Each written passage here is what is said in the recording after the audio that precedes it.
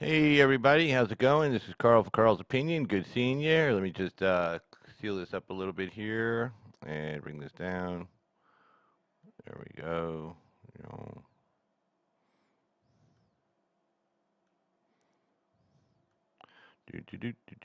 There we go.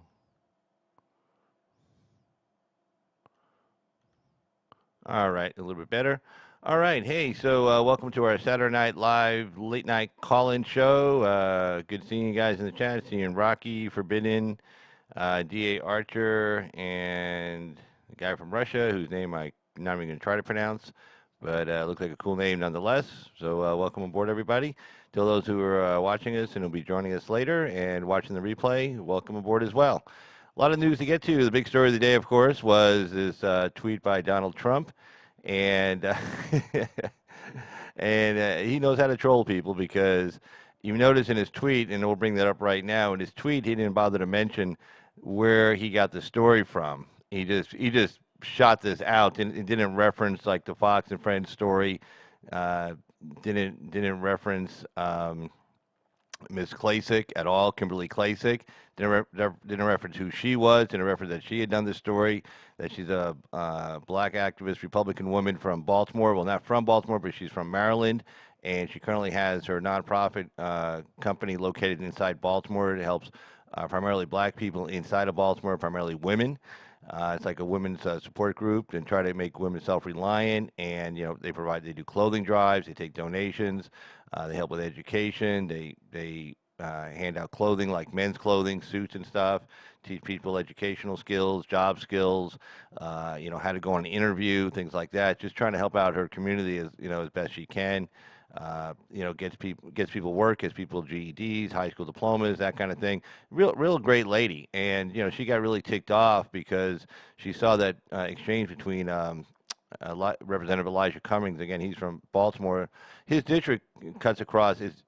Baltimore, Maryland is totally gerrymandered, of course, and there's, I believe, 8 congressional districts there. And what they do is they make sure that 7 out of 8 of them, or 6 out of 7 of them, are going to be Democrats. So they kind of, they draw the lines real goofy. I mean, every state does it. Republicans do it. Democrats do it. But his district includes like West Baltimore, which is like the worst possible place in the United States, literally the worst possible place.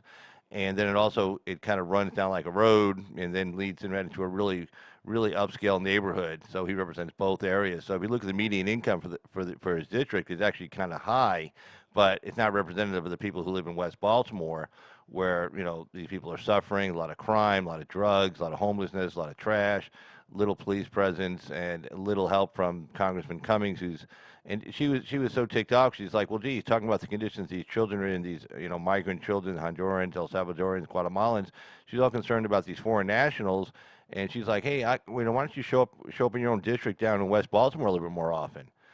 So she produced a story, and she probably shopped it around, and nobody would take it. Nobody on CNN or MSNBC. Fox was more than happy to take it, so they probably helped with the production of it. And she went out there, did live interviews, and we're going to show some of that. And what I'm going to show first is a little bit of who Ms. Klacik is. Now she's on a Black First site. If I hang out on a lot of Black First sites. I do a lot of Black YouTube. I'm moderator on a couple of sites as well. But if you're not used to hearing the kind of language they use, or as far as with the white man is bad, white supremacy, that kind of stuff, then it's a different perspective than you're used to hearing. Now, on this side, everybody knows how I feel about the chat, the comment section, the chat and stuff like that. We don't put any kind of racist comments in my chat. We just don't. Most of you guys are moderators, so they'll get past any kind of YouTube, algorithms or anything like that. So they go right on the chat room. If I see them, though, I don't care who you are. I don't care if you're a moderator. I don't care what your name is. You're 86th. I mean, you're 86th, like hidden user, and you're gone. So again, I'm offering you a different perspective here tonight because I want to show you who this person is. That she's not some kind of a sellout. She's not any of the names that a lot of Black First, Black activist people use to refer to Black Republicans or Black conservatives. She's not one of those people. Okay, so she's kind of pretty close to, I'd say, a Black First kind of person. She's not a big Trump lover either. She likes what the president is doing, but she's not like, oh, I love President Trump. Nothing like that. So for her, when she did this story, and then he tweeted about it. It wasn't like she was just trying to kiss his butt or anything. And this is the main reason why I want to show you this interview. I'm not going to show you a lot of it, but just going to give you a setup. She also appeared regularly on Roland Martin's site. Roland Martin is basically referred to as Black bourgeois. There you go. Yeah, that kind of thing. And basically people and Black First, they don't jump up and down about him all that much, but it's they're all part of the same community of political influencers. So it's just like I'm just trying to give you a little background on who she is. So the mainstream media tries to say, oh, she's just some kind of sellout or something like that. Just the opposite. But anyway, so we're going to cue that up right here. We can get that story going here. Boom. And I'm going to pull me off. Well, probably not. Let me just make me a little bit smaller. Here we go.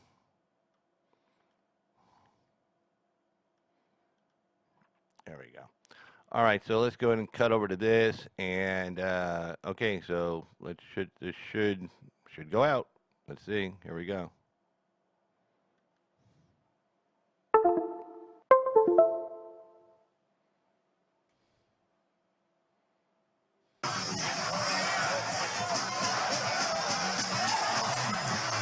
All right, y'all, welcome to Blacks with Power, the show for blacks in America who want to discover ways to harness their power in order to protect the gains won by the struggles of our ancestors and advance the cause of freedom for themselves, their family, and for others. We believe that for America to be great, for America to be the more perfect union that our Constitution calls for us to be, then we must have racial reconciliation in this country. And for there to be true reconciliation, blacks in America must empower themselves to compel and encourage repentance for the system and ideology of white supremacy and privilege that has destroyed and betrayed the ideal of liberty and justice for all. I'm Father Jabril Ballantine, and I'll be your guide on this journey toward the America that can and should be. Thank you all so much for listening. You can visit us online at blackswithpower.com. Please be sure to like the Facebook page as well as facebook.com/blackswithpower so that you can keep abreast of the discussion. You can subscribe to the show on iTunes, on Stitcher, Google Play, TuneIn, YouTube. Listen to the previous episodes and write a review. Give us a thumbs up, give us a thumbs down. Let us know what we're doing well, what we're doing poorly, and share with your family and friends, because truly, brothers and sisters, all voices are needed. And so I want to hear from you. So we've created a safe space, brothers and sisters, for you to let your hair down, pick out your afros, whatever you need to do. And you can find us at blackswithpower.com/Facebook. Apply to join the Facebook community, and then we unhash these ideas even further. Now, we have a lot to discuss, so let's get down to it. In this episode, I am chilling with Kimberly Klacik. Kimberly is the executive director of Potential Me, which is a nonprofit in Charm City, Baltimore, that assists women with workforce development skills. She's also an up-and-coming political contributor. You can find out more about her at potential-me.com, potential-me.com, to learn more about her work. Kimberly, thank you for joining us. How are you today? Thank you. I'm doing good. Thank you for having me. Yeah. I definitely appreciate this opportunity to sit with you. You know, I get to see you on News One with my frat brother Roland Martin, and you know, see you bobbing and weaving, taking your lumps and coming out swinging, and it's great to be able to sit down and talk with you. So thank you so much for joining us. No, I appreciate it. Thank you. Yeah. So you know, when we start to talk about you know, you, right? Like I was saying before we started recording, like I wanted just to give people an opportunity to get to know you better, right? Develop a better relationship. Like I say, I myself being a Black Republican, right? It's always a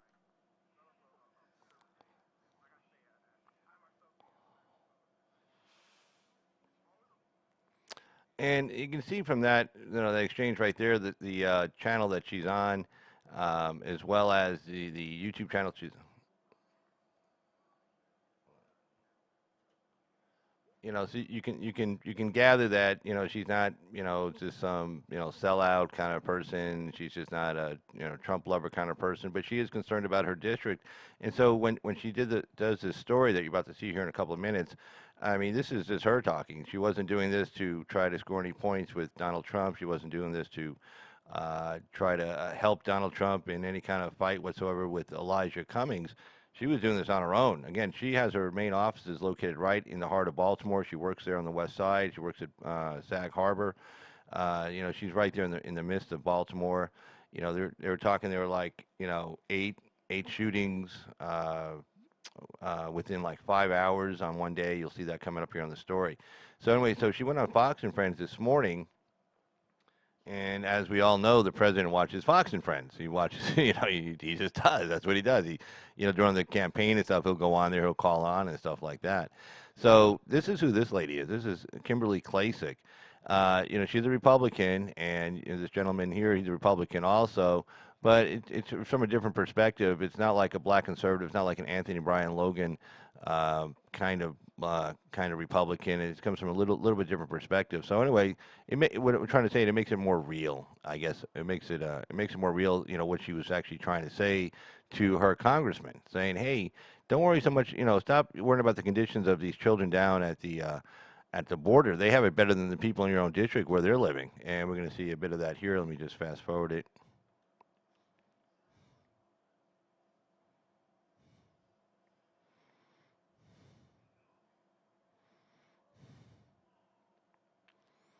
All right, you can see first you can see the exchange between Elijah Cummings and as acting Secretary of Homeland Security McClellan, and you see a little bit of that exchange and how, you know, worked up, you know, Mr. Cummings gets on all this. So here we go. You feel like you're doing a great job, right? Is it what you're saying? We're doing our level best in a very What does that mean? Come on, man. What's that about? None of us would have our children in that position.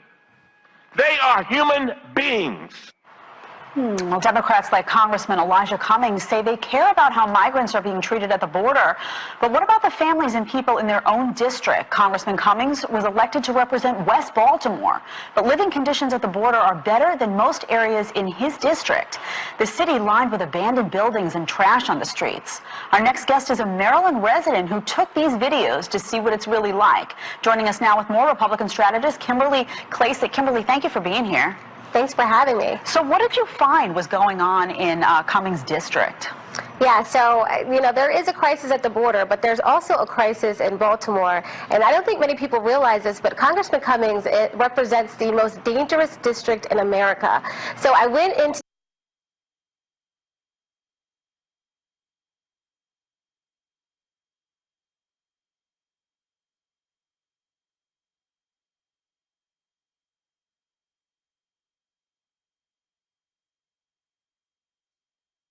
and what they've been playing around. There's abandoned row homes filled with trash, homeless addicts, empty needles that they have used, and it's really right next door. So it's attracting rodents, cockroaches, you name it.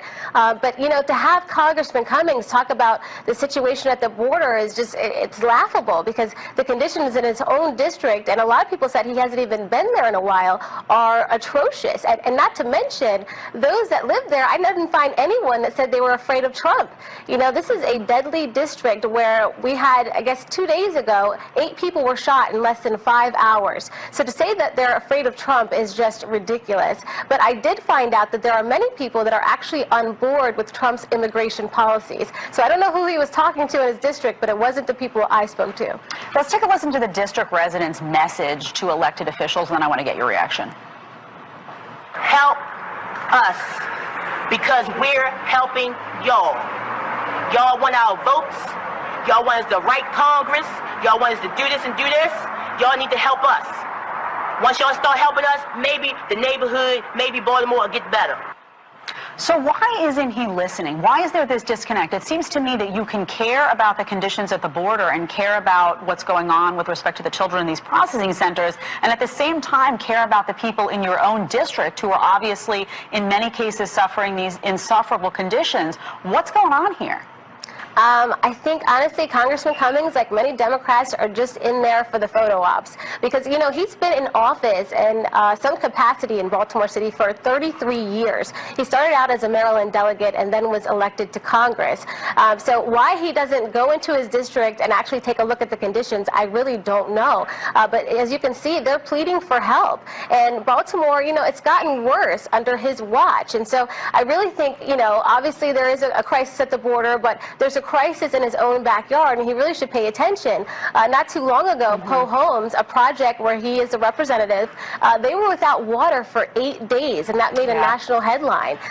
Yeah. And so I don't understand why he's doing this, but you know what? The conditions at the border are actually better than conditions in his district. Well, Kimberly, really appreciate you being here. Unfortunately, sometimes politicians go into Washington and it all becomes all about politics, and they forget about what's going on in their own areas that they're supposed to be representing. So appreciate your take as always. Absolutely. Thanks so much for bringing us that. In Guatemala, the Minister Enrique Degenhardt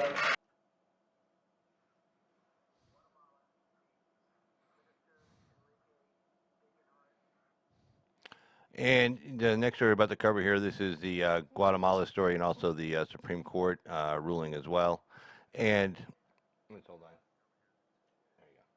And so, what you see there is, she was pissed off, and again, it wasn't because she's a big Trump fan or anything like that. She really appreciated that Trump tweeted out the pretty much line for line what she said there in her piece there. The fact that it's infested with rats, infested with roaches, it's disgusting, a lot of crime, and it's horrible. I mean, he was just repeating what he watched on Fox and Friends. So, and then you had, if you notice Cummings' response, and I saw this, Cummings' response wasn't nearly as harsh as everybody else's. I guess probably because he knows Ms. Klacik quite well, and he knows who she is, and he knows, I'm not sure if he actually watched Fox and Friends this morning, but he knows, my guess is he was probably clued into the fact that, hey, that was a Fox and Friends piece with Kimberly Klacik, who's in your district. And so he didn't say too. He really wasn't as harsh on the president. He just said, "Oh, we can do this. We can do this. We're working to do this. Work with me." Blah blah blah. But then Pelosi just swallows a bait, hook, line, and sinker, and then she comes out, "Oh, that was a racist comment." And then Biden doesn't say racist, but says something close. And then of course Booker and Beto and those idiots, of course, they have to jump all over it. But I mean, he put in a tweet what she actually said on air in that Fox and Friends special. And he was trying to make the point, hey, look, you went after my guy McClellan saying how horrible the conditions are at the border. And what McClellan was saying was like, hey, look, they're not horrible. We're just overcrowded. We have way too many people. These detention facilities were not built for these many people. And of course, the Democrats' answer is, we'll just let them all go. Here's what we have to, these people are making asylum claims. See, there's a problem. When you make an asylum claim, that takes more than a few minutes to process that. Because the people are saying, okay, I want asylum. You can't say, okay, get lost. Well, no, they're actually saying, I need asylum. So you have to take them at face value because, for every 100 people who have a phony asylum claim, you might have a real person there that actually has a real asylum claim. So you have to actually process everybody, find out, get all the background information, where they were living, who was coming after them. They have to do an investigation into that before they actually, they have to make an initial determination before they release them. And if they don't meet the initial determination, which is a real low bar to get past, they don't make that, then they say, sorry, you have to go back.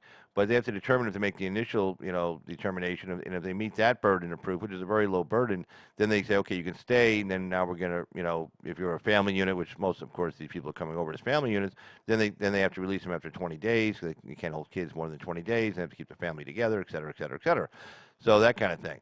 So, it's like, hey, wait, you're telling people to claim asylum, which we all know is phony and is bogus, but once you're telling them to do that, it's not just they show up, illegally. We now have to actually process this claim. But anyway, President Trump is actually taking care of this. He worked out that deal with Mexico. Now, the numbers from June actually went down, I want to say, went down 24%. The number of interdictions went down 24% in the month of June. And that's, the number's high, started out high, obviously, at 4,000 interdictions per day. But coming down 24% in 1 month was pretty good. But the big number that came down in June was that we were releasing 1,200 people per day into the United States. We had no place to house them. We had no place to hold them. Some people weren't even there the full 20 days that we could. We had to release them quicker than that because those detention facilities were overcrowded, and we just had to get these people out of there. So. But the big number that came down was instead of 1,200 per day at the end of June, it went down to 200 releases per day into the United States for these asylum interdictions, these migrant families. So just what Mexico is doing on the Guatemalan border, and then also being willing to take in, these migrants, they had to wait their asylum claims out in Mexico as long as they spoke Spanish. And some people try to lie even after they were interviewed. Then some Congress people from the woman, I can't remember her name, from Beto O'Rourke's old district, when she ran and she won that district after Beto resigned from it to run for the Senate. And she went down there. She was having staff go down there and telling people how to lie and everything to say, oh no, tell them you don't speak Spanish. So they'd come back across, say, oh, I don't speak Spanish, and they'd make up some other language. I don't know. But they actually interviewed these people on tape, and they were speaking Spanish just fine the first time they got interviewed. So as long as they speak Spanish, they can stay in Mexico to wait their asylum claim. So that took a big burden off of us. Mexico didn't have to do that, just let you know. I mean, they didn't, and they put a lot of troops there on the border. That's kind of a deterrent effect as well. And then also now he's just done this deal with Guatemala. It initially got screwed up because the ambassador to Guatemala was some hidden leftist, and she was trying to nix the whole deal down there. In fact, they actually called her back to D.C., our ambassador to Guatemala. And now McClellan, the thing about McClellan is that he was the guy that leaked those ICE raids. He was the first guy. We talked about this a couple of weeks ago. So he leaked the fact that ICE was getting ready to do those raids, and it created a big mess, and they had to delay it and all that. But McClellan, it was kind of weird. I figured Trump would get rid of him. But the thing about McClellan, the big thing he wants is to work with the Central American countries to make it better in those countries so these people don't leave to begin with. He's been thinking about this for a long time and trying to get it done. And so Trump's like, okay, well, you probably told him we got two things are going to happen. One, you're going to go get done what you say you want to get done, or two, I'm going to just fire your ass because you leaked the damn ICE raid information. So sure enough, he's been down there, and then that El Salvadoran president put that tweet out saying, hey, the father and the daughter that drowned in the Rio Grande. They were El Salvadorian. You know, he said, hey, it was not the Americans' fault. It was our fault because they fled from our country. We have to do better in our country. And then Trump, of course, retweeted that and said, hey, man, whatever you need. Pompeo added his country to the list of Latin American countries he was visiting. I know it was added. I'll tell you why. Because first he went to Ecuador. The last two stops were Ecuador. Then he went to Mexico City. And then instead of just flying north into the United States, then he made like a U-turn and flew back to San Salvador to El Salvador. So to meet with that president who just put out that really nice tweet for the president of the United States. So he's got him on board. Guatemala, their Supreme Court said you can't do it. They said, well, you got to do it this procedure way. McClellan worked really hard with the Guatemalans so they become a safe third country. So basically becoming from anywhere south of Guatemala, you have to stop in Guatemala and make your asylum claim to Guatemala. Because the whole point of asylum is like, I'm fleeing my country because I'm in danger from, political persecution, religious persecution, whatever persecution. So if you're really seeking asylum, basically you want to get to the first country, say help, right? Well, they weren't doing that, obviously. They get to Guatemala, they don't say help. Then they get to Mexico, they don't say help. Then they travel all over the United States and they say, oh, help, I need asylum. Well, that's nonsense because if they really needed asylum, you don't give a shit where they were just coming to the United States because it was a better place. Well, that's not what asylum laws are for. So anyway, so we have a safe third country agreement with Canada, in fact. So basically, if you hit the United States first, you can't then travel up to Canada and say, oh, I need asylum. It's like, well, how'd you get here? Well, I got here through, Miami, Georgia, North Carolina, New York, and here I am. It was like, well, hell, you're going back to the United States. We have that agreement, the same thing with Canada. Somebody lands in Canada and then makes their way to the U.S. border. They say, I need asylum. Say, where would you come from? I came from, Toronto. It's like, well, shit, go back to Toronto. That's our agreement we have. And the Canadians will take them back, and we'll take them back into the United States. So we now have that agreement with Guatemala as well. So if they show up at the U.S. border and they have not previously made that asylum claim in Guatemala, we get to send them back to Guatemala and say you have to go back there and make your claim. And so that's going to really ease this mess. And it's weird that we got Guatemala and Mexico doing more for us than the Democrats in Congress are doing. Now, just to be sure, the Guatemalans aren't doing this for free. I'm sure there's something going. There's definitely a deal here. One of the deals that he announced was that there's an H-1 visa program, not just for like high tech, but it's an H-1 visa program also for farm workers. So he just, this announcement he makes, I'm not sure if I have it on this tape, he says, oh, we're going to speed up that process. So basically, Guatemalans can come to the United States and get visas really quick.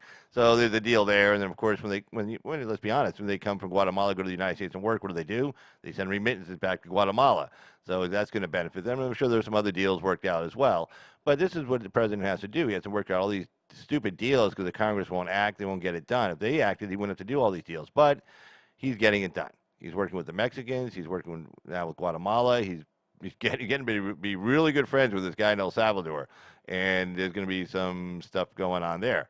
So, he's getting it done even with or without Congress, which is really good. Congress is off for the next 6 weeks. Normally I'm pissed off when government workers take off for that long. I'm actually not upset. Congress is gone for 6 weeks because, the president's not taking off for 6 weeks. So maybe we get some stuff done. But anyway, so let's take a look at this real quick here. We are doing a very important signing. It's a historic asylum or safe third agreement between our two countries. Breaking news just over an hour ago, the U.S. struck what President Trump calls an historic safe third country deal with Guatemala. It would cut that migrant flow coming into the U.S. We have the equivalent of the population of entire U.S. cities pouring over the border, many times unchecked. Let's bring in from Houston, Republican Brian Babin of Texas. Wow, this comes just after 1 week of President Trump threatening tariffs and more against Guatemala as Democrats ditch town early. What are your thoughts? He's a great negotiator. He carries a big stick. And I think the threat of that big stick has brought Guatemala to the table. It brought Mexico to the table. And we're seeing, some decrease in the numbers. It's still an overwhelming crisis. We are still seeing, our border really is not under our control more than what we're seeing. The cartels and the human traffickers seem to be having more control than our own government. And then we see the Democrats complaining, holding hearings. and yet not offering anything to give relief to our Border Patrol folks. They need to put their money where their mouth is and put action behind their words. Sir, let me break this down. Correct me if I'm wrong. The Democrats don't visit the border. They don't really talk to our border gang down there trying to protect the country. In an election year is when they go down there. They make a lot of media headlines about the detention facilities. They slow walk the humanitarian aid that would give relief to those facilities. They leave town early for summer recess. They left about a day early. They did not take up a vote on their own border bill fix. What is going on here? I think they want open borders. I think the conclusion is inescapable. Sir, I don't mean to interrupt, because some people think that's just a Republican attack line, a Republican bumper sticker. Can you explain why you say they want open borders? What's behind that? Well, I think it all plays in. I think it plays into their agenda. They're hard left. Many socialist policies are being proposed. For instance, we've seen every single one of the Democratic candidates for president raise their hand and wants to give free medical care to illegal aliens to come in. They've already proposed to give the vote to illegal aliens. In fact, they're already voting in California in local elections. They know that this plays into the advantage of the Democratic Party and their socialist agenda.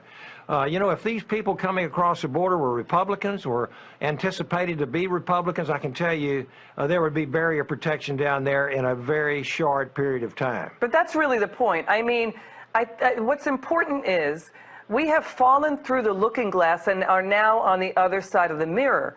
It was never considered hard right or conservative about 10 years ago. In fact, in 2013, when, many Democrats said yes. Chuck Schumer said, yes, we need better border structures. We need to tighten the border. We need to get control of the border. President Trump, though, is doing this without any help from Congress. Your reaction to that? You're exactly right, Liz. This is exactly what's going on. They do not lift a finger to try to alleviate the problem. All they do is complain. And quite frankly, the president is doing an amazingly great job with the limited tools that he has. And one of those tools, I must say, is interior enforcement. Mm-hmm. And we have hundreds of thousands, in fact, over 1 million people have been ordered to leave the country by the federal immigration courts. Federal judges have ruled this, okay. And Sir, the Democrats don't want to even carry out the law. I hear what you're saying. Okay. We have breaking news. The U.S. Supreme Court just handed President Trump a victory. The Supreme Court saying, yes, the administration is right. It can redirect $2.5 billion in money that was approved by Congress for the Pentagon for the border in order to build the wall. Sir, your take on this, because this is a big fight. On this show, we were reporting for about a year now that the president was within his rights to reprogram funds already appropriated that the Pentagon, for example, was using on the border. Your take on this? My take is exactly what's happened. I'm so happy to hear that we have won this round of this judicial fight because every time the president tries to use executive orders in the absence of legislative work and cooperation with the Democratic Party in the House and the Senate, they go to the courts, and primarily they go to the Ninth Circuit.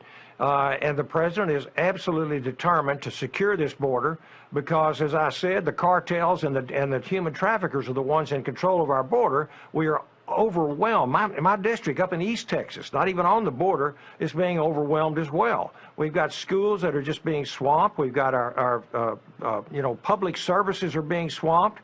I can tell you that many, in fact, well over half of these people that are coming in illegally are already on some kind of welfare system.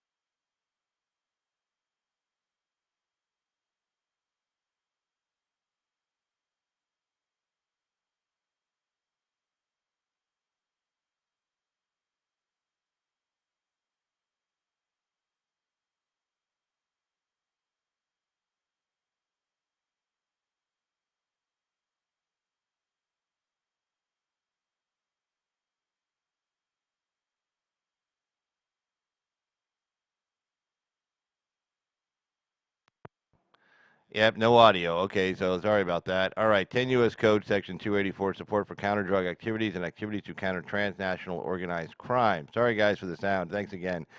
Oh, Jesus. But anyway, all right, so this is the code section the president's accessing for the $2.5 billion that the Supreme Court just stayed the injunction. The injunction was put on. They filed suit, Sierra Club and a bunch of other groups and some local, representing local ACLU, also representing local people who live to the border, saying, hey, you can't use this money for the border. And the U.S. District Court agreed, say, no, you can't, and granted them an injunction. They appealed it up to the government appealed it to the Ninth Circuit. The Ninth Circuit agreed, allowed for the injunction to remain. The U.S. government, the Department of Justice, asked for the Supreme Court to look at the injunction part fast. They looked at it. They voted 5-4 to stay the injunction. I know it's a little complicated, to stay the injunction, so the injunction's not in effect pending the outcome of the litigation. Generally, when you sue, you're suing for a permanent injunction. This was just a preliminary injunction. The permanent injunction is at the end of the case. The end of a case could come within a year. It comes a long time. In other words, it's up to the Ninth Circuit. The Ninth Circuit is going to have to decide the rest of the case, send it back down to the U.S. District Court. They'll have to continue on with the permanent injunction civil complaint. But the Supreme Court just pretty much cued everybody into how they're going to rule probably at the end of the day. In other words, this 5-4 decision was important because it's letting the U.S. District Court and the Ninth Circuit know, okay, you can do whatever you want, but when this thing comes back up here, which it will, we're going to rule in favor of the president. It was a 5-4 decision, broke along ideological lines. The conservatives voting for it, the liberals voting against it. So this is the code section here, 9 U.S. Code, Section 284, support for counter-drug activities and activities to counter transnational organized crime. So basically, here it is. Support to other agencies. The Secretary of Defense may provide support for the counter-drug activities or activities to counter transnational organized crime, well, that'd be the cartels, of any other department or agency of the federal government or any state, local, tribal, foreign law enforcement agency for any of the purposes set forth in subsection B or C. And in the case of support described in subsection B, such support is requested by an official who has responsibility for the counter-drug activities, Homeland Security, or activities to counter transnational organized crime of the department or agency of the federal government. And then B, or by the appropriate state, local agency.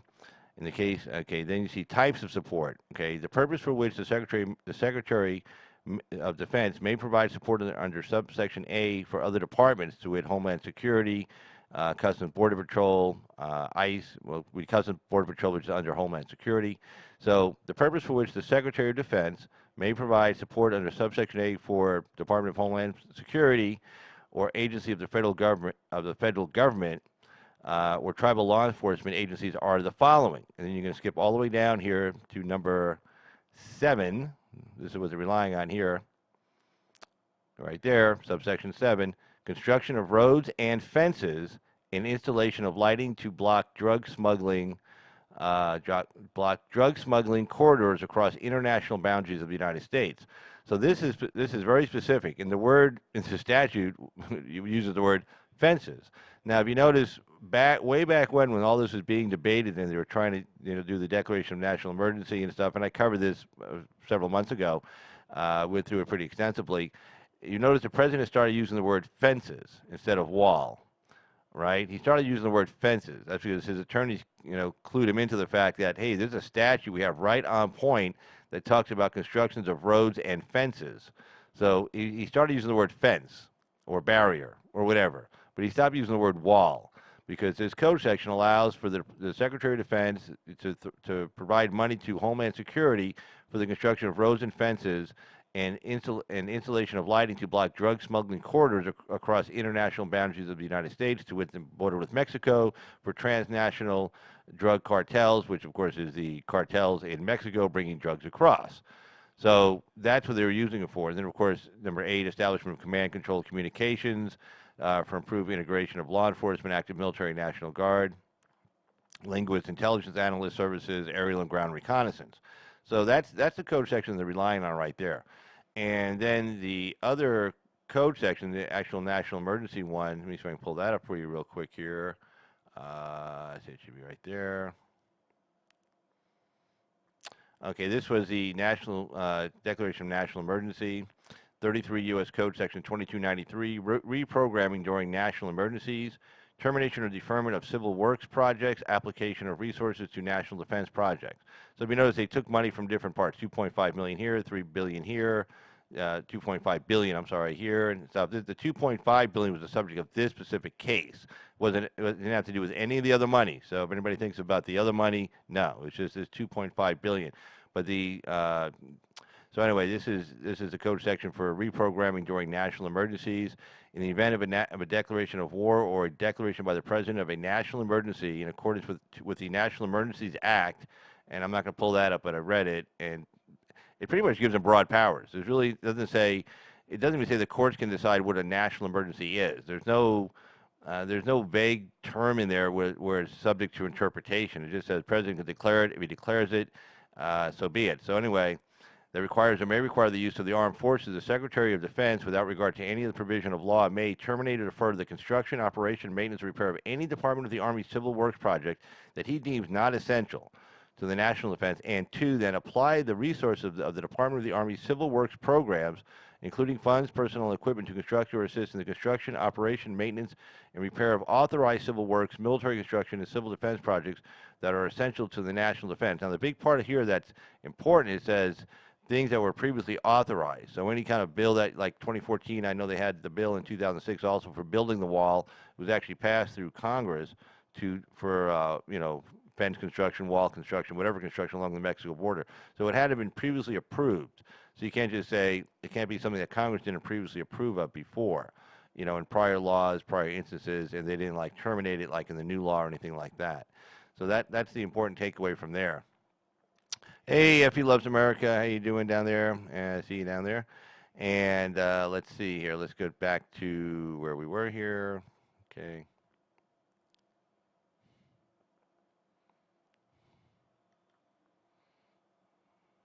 All right. Okay, let me get me back on screen here. Boom. Hey, there I am. And let's bring this up. It's this one. Nope, not that one. That one. There we go. All right. Okay, so hey, I just wanted to cover those stories real quick, and we obviously have a lot more to cover, but I just wanted to show you that tweet and everything. Oh, here, let me just get to some of the stupid tweets coming back the other way, even though it was this Kimberly Klacik lady that did the story on Fox and Friends that the president just tweeted about. He pretty much repeated what she said on her story word for word. So let's see, let's get to what the Democrats' response would be. There we go. All right, so Democratic 2020 hopefuls. Let me get this back up here. And throw me back up. There we are. And I'm just going to increase my picture just a little bit real quick here. Here we go.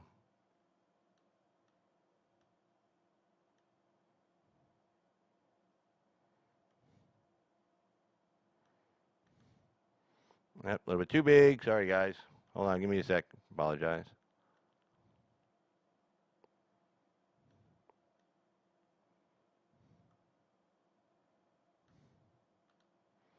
All right, that's better. All right, so Democratic 2020 hopefuls take aim at Trump over Twitter rant against Baltimore and Cummings. So even though we know where that tweet came from, we know what story he watched. Again, these people pretend like it never happened, and they're just going to think he just was sitting around one day and decided to say Baltimore is a shitty place to live for no reason whatsoever. He just decided, I'm going to sit here and just say this. Not that he watched Fox and Friends, not that it was a black activist woman from Baltimore that actually did the story for Fox and Friends. None of that. Nope, that never happened. So if you have to kind of suspend reality and pretend like he just sat there one day and decided to talk shit about Elijah Cummings' district for no reason whatsoever. Okay, so that's where these people are coming from. They figure they can just bullshit everybody. Hopefully Fox is covering that, and some other YouTubers will cover it so that people will know that no, he didn't just sit around and just decide to start writing something on Twitter. He'd actually watched the Fox and Friends episode. So let's get to this story again. Let's go back. Okay, so President Trump drew the ire of potential 2020 rivals Saturday for ranting on Twitter about Baltimore Representative Elijah Cummings, Maryland Democrat. White House hopefuls slammed Mr. Trump over a series of tweets that called Mr. Cummings a brutal bully who represents the country's worst congressional district. Actually, that's pretty much right. West Baltimore is actually, I think, it's the highest murder rate, highest crime rate among any area in the country.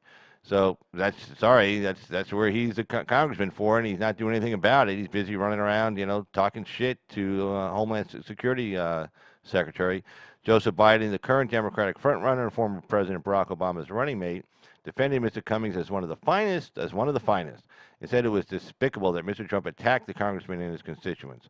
Once again, you have proved yourself unfit to hold office. A president is supposed to lift this nation up, not tear it down, Biden said on Twitter. Well, that's what the Democrats are doing, are tearing our nation down. They want open borders. They want to just, turn over the keys to every foreigner who comes in here and say, here, you run it. We're not good enough. You're better than we are. You run this country, even though, we're the guys who built the damn country and turned it into the success story that it is, for which the reason is why everybody wants to come here. If you notice, none of us are leaving to go someplace else. Senator Kamala Harris of California said it was disgraceful. And Mr. Trump began his day by disparaging Baltimore, while Representative Tim Ryan of Ohio described the president's behavior across the board as shameful. Multiple candidates, including Senator Cory Booker, idiot, of New York. No, Cory Booker of New Jersey. They messed that one up. Former Texas Congressman Beto O'Rourke and Mr. Ryan shared the same video on social media of CNN anchor. I watched this. I'm not going to play this for you. Sorry. CNN anchor Victor Blackwell, a Baltimore native, emotionally responding to Mr. Trump's rant. He was like, "This is painful. This is a moral defining moment in America," reacted Mr. Booker. "We must now answer. Silence is toxic complicity." And the guy from CNN was just pathetic. He was shameful. He was pathetic. In his words and in his actions, Mr. Trump has been the most openly racist president we've had in modern history, said Beto O'Rourke. He is trying to change the very character of America. No, he's not trying to change anything, okay? No, that's what you guys are trying to do. He is trying to change the character of America, but we won't let him. We are so much better than this. Intolerance and hatred, and together we're going to prove it. Mr. Trump tweeted 3 times in 10 minutes Saturday morning, targeting both Baltimore and Mr. Cummings, a Baltimore native who has represented Maryland's 7th District in Congress since 1996. In light of the lawmaker recently complaining about the administration's operation of migrant detention camps near the southern border. Cummings District Trump wrote, Cummings District is a disgusting rat and rodent-infested mess. That's just what that lady was saying on Fox and Friends. No human being would want to live there. Well, who would? Where is all the money going? How much is stolen? Investigate this corrupt mess immediately. Now, the important takeaway from that little line right there, that's directed directly to Mr. Cummings and his wife. And we'll get to that story in a second. Cummings' wife is under investigation right now because she has this foundation, and Elijah Cummings, her husband, of course, is the chairman of the Government Oversight Committee. Well, guess who appears in front of the Government Oversight Committee? Google and a whole bunch of other corporations. And those corporations, for some reason, found this lady out, thought she had a really great foundation, and they gave her about $6.2 million. Of course, a lot of administration fees in those kind of foundations. So, who knows how much this woman's pocketing? $3 million, 50% of the money donated? Who knows?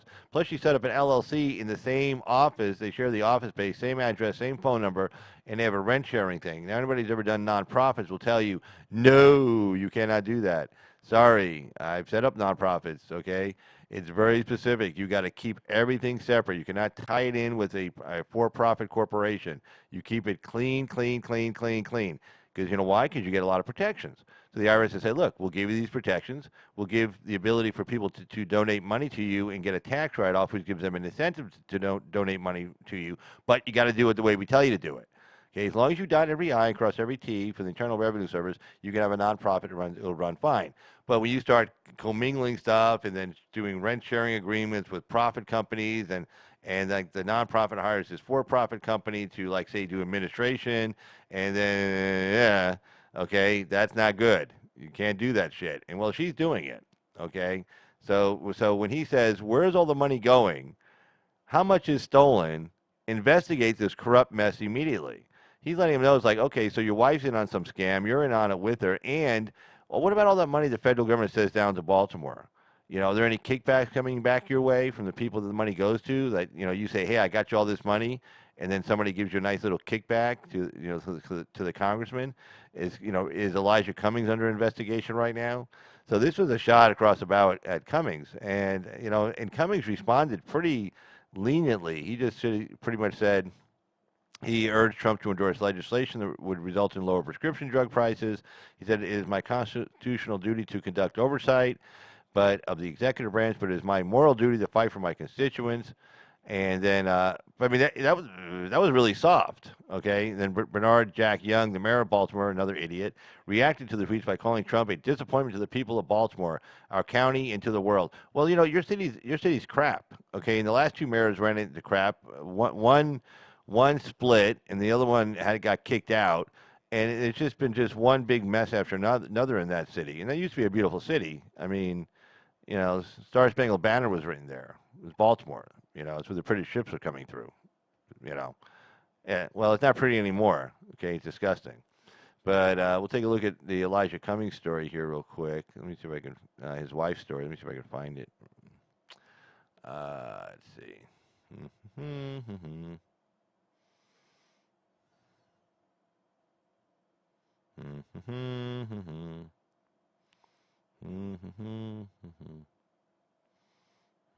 There it is.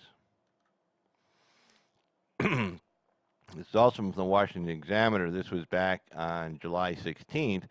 Charity run by wife of Elijah Cummings incurs new ethics complaint. All right. A watchdog group is asking the Maryland Attorney General to investigate whether Representative Elijah Cummings and his wife used a charity for improper self-enrichment, according to a copy of the complaint obtained by the Washington Examiner. The Foundation for Accountability, let me get these commercials.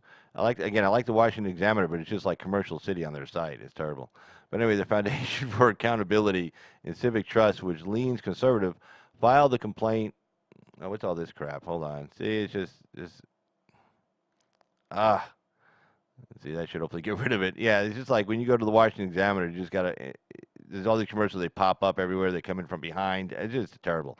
But great magazine, but it's just terrible. But anyway, the Foundation for Accountability and Civic Trust, which leans conservative, filed a complaint on Monday against the Center for Global Policy Solutions. That's the name of Elijah Cummings' wife company. Center for Global Policy Solutions. Sounds like a Hillary Clinton foundation. A nonprofit organization founded by Cummings' wife, Mary Rocky Moore. The complaint asked Maryland Attorney General Brian Frosh to investigate the financial relationship between the Center for Global Policy Solutions and Rocky Moore's for-profit consulting firm, Global Policy Solutions, LLC. See, if you notice, the two names even sound similar. That's done on purpose. When they name them like that, like very similar like that, that's done on purpose. So if somebody's writing a check to Global Policy Solutions and they think they're writing it maybe to the foundation, or they're writing it to Global, and then actually then you take it to the bank and you just deposit it as into the LLC, or vice versa. See what I'm saying? So it never gets to the foundation. The bank just will deposit the check, and they see Global Policy Solutions.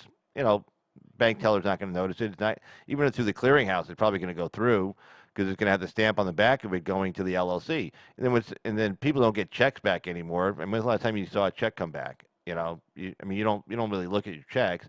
And a lot of times people donate, if they write a check, they usually get a bank certified check. And they'll say, oh, just make out Global Policy Solutions. You don't have to say anything else. Just Global Policy Solutions is fine. So you think you're donating to a nonprofit company to get a tax write-off, and actually they just take the money and deposit it into Global Policy Solutions, the LLC account.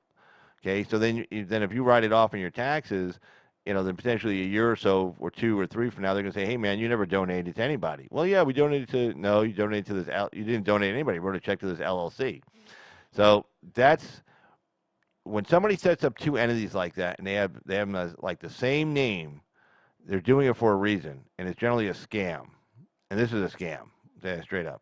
The similarly named entities shared an address, a phone number, project funding, sources, projects, funding sources, and had a cost-sharing arrangement that raises question about a potentially improper financial benefit to Ms. Maya Rocky Moore Cummings and her husband, Representative Elijah Cummings, the complaint asserts. Yeah, I mean, they're tying them all together, so that's how they move money.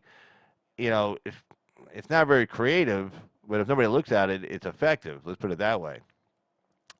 And her husband, okay, blah, blah. This is a unique situation that warrants necessary oversight to maintain public confidence in nonprofit donations, said FACT's Executive Director Kendra Arnold in a letter to Frosh.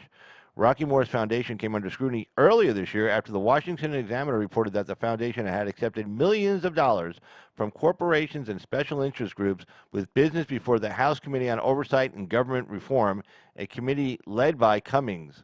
So all these corporations just found her out somewhere, like, oh, we heard you do great work. Oh, your husband's the chairman of the committee I have to testify in front of next week. Oh, I didn't know that. Here's $1 million. Right? So anyway, Rocky Moore's nonprofit group received over $6.2 million in grants between 2013 and 2016 from special interest groups and corporations. Several of the nonprofit group's financial backers, which included Google, J.P. Morgan, and Prudential, have business interests before the House Committee on Oversight and Government Reform. Cummings has served as Democratic chairman of the committee since January and previously served as ranking member. So there you go.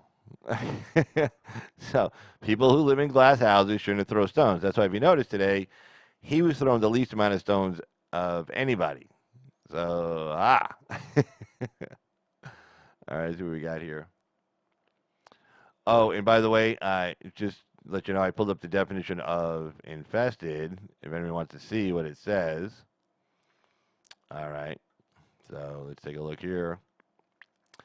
I'll probably pull it up a little bit bigger for you. Maybe you can see a little better.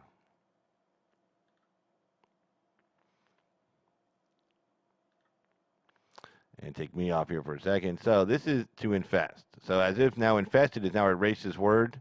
It's not, okay? Just to let you know. Infested is not a racist word now, okay? They're not taking the word infest and putting it into that column. Sorry, it's not going to happen.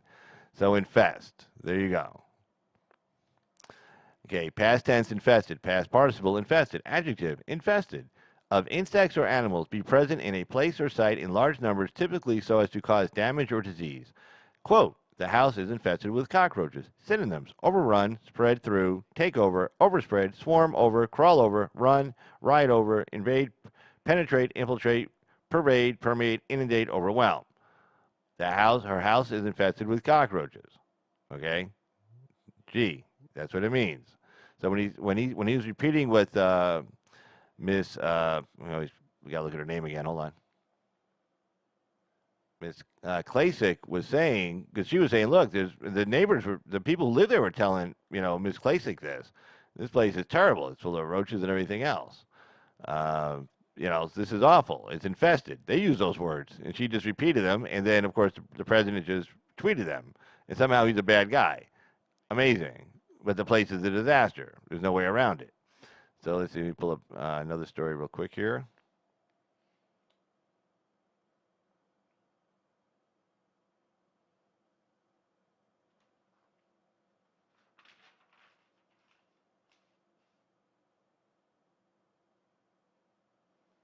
All right, so basically, let's see here. Let me pull this one up.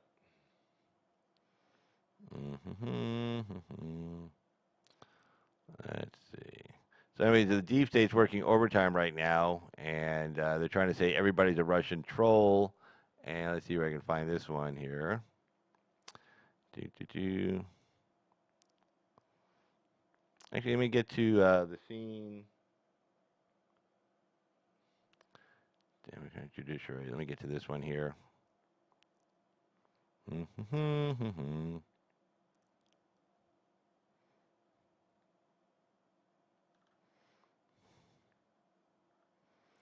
All right, this one's stupid, but anyway. All right, so let me make sure we're big enough here.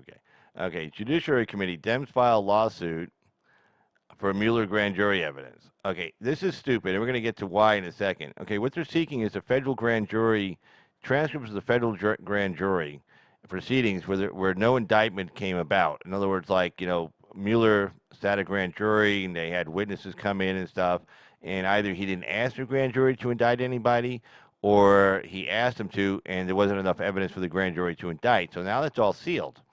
So this idiot, Jerry Nadler, who's a lawyer who knows better, who worked in federal court, says, I want this grand jury info. And then Barr's like, well, you can't have it. It's not a policy.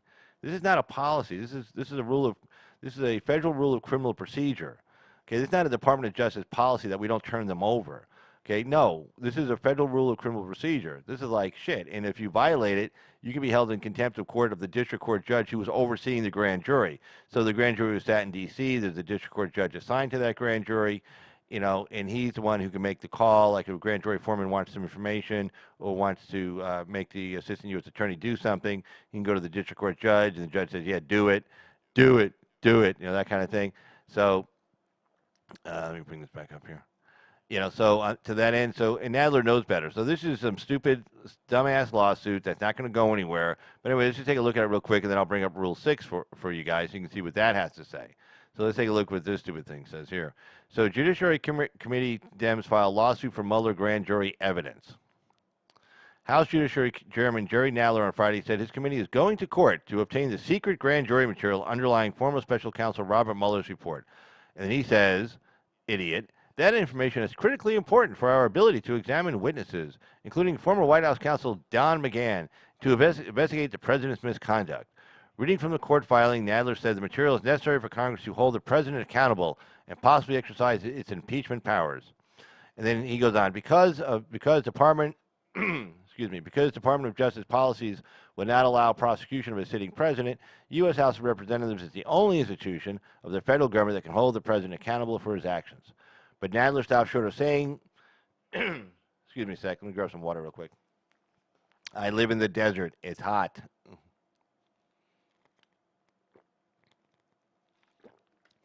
Yeah, I guarantee you it's over 100 degrees right now at 11 o'clock at night. Yes, it's terrible out here. But we all have AC, but it gets really dry. It's really dry out here. But Nadler stopped short of saying they would go down the impeachment road, blah, blah, blah. Doug Collins, the ranking Republican on the Judiciary Committee, slammed the baseless court filing, citing an earlier federal court ruling blocking federal judges from releasing grand jury materials. And he goes on to say, Chairman Nadler's legal action here is sure to fail, weakening Congress's ability to conduct oversight now and into the future. Okay. Now and into the future. If my colleagues want grand jury information, they should propose legislation allowing Congress to access it. Right. In other words, they could amend Federal Rule of Criminal Procedure 6 and say, because there are exceptions where the information can be released. So all they have to do is amend the rule, the federal rule. It's not again, when you use the word rule, it's a law. Okay. Rules of civil or criminal procedure are laws. Okay. So they can amend that law and just say, except when Congress needs it upon a showing of good faith or something. But, if he goes, you want to change the law, change it. If you can't change it, then shut up. So anyway, let's take a look at what Rule 6 actually says. Okay, we're going to have to bring this up a little bit for you guys. This is really small. There we go. That should do it. Let's see. Yep. Okay. So, Rule 6, the grand jury. This is Federal Rules of Criminal Procedure. Rule 6, the grand jury. Summoning a grand jury. So that's A, summoning. B, B, objection to the grand jury. That's B. We have to get all the way down to E. C, foreperson and deputy. D, who's present. E, recording and disclosing the proceedings. So here we go. Recording the proceedings, this talks about just reporter's notes. Secrecy. No obligation of secrecy may impose on any person except in accordance with Rule 6E2B. So there's 2. Here's B. Unless these rules provide otherwise, the following persons must not disclose a matter occurring before the grand jury. 1, a grand juror. 2, an interpreter. 3, a court reporter. 4, an operator of a recording device, a person who transcribes it, an attorney for the government, that would be the U.S. Attorney's Office, Department of Justice, Robert Mueller, blah, blah, blah, etc. Or a person to whom disclosure is made under Rule 6E3A2 or subsection 3. So here are the exceptions. You won't see Congress listed. Exceptions. Disclosure of a grand jury matter other than the grand jury's deliberations or any grand juror's vote may be made to 1, an attorney for the government for use in performing that attorney's act. That's not Congress.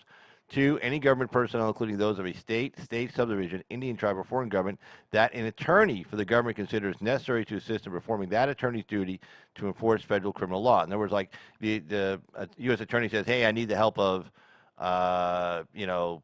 California, and I have to give them this information so they can assist me in arresting somebody.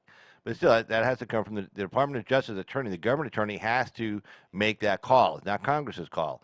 A person authorized by 18 U.S.C. 3322. I looked at that. Doesn't go anywhere. Okay, and then that's it. Okay, and then B. Okay, you got A. Then B, a person whom information is disclosed may use that information only to assist an attorney for the government in performing that attorney's duty to enforce federal criminal law, not Congress. An attorney for the government, again, U.S. Attorney's Office, Assistant U.S. Attorney, Department of Justice for the government, must promptly provide the court. And then, if he does release it, he has to provide the court and the grand jury with the names of all persons to whom the disclosure has been made and must certify that the attorney has advised those persons of their obligation of secrecy.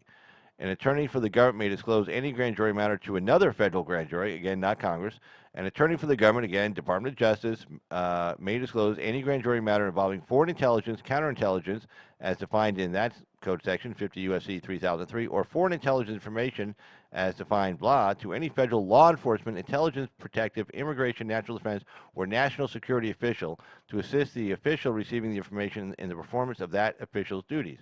An attorney for the government may also disclose any grand jury matter involving, within the United States or elsewhere, a threat of attack or other grave hostile acts of a foreign power or its agent, a threat of domestic or international sabotage or terrorism. In other words, you're doing a grand jury proceeding. The guy goes, I'm going to blow up the Empire State Building. It's like, whoa, shit, Okay, you can disclose that. Okay, you're absolved of your secrecy responsibilities at that point.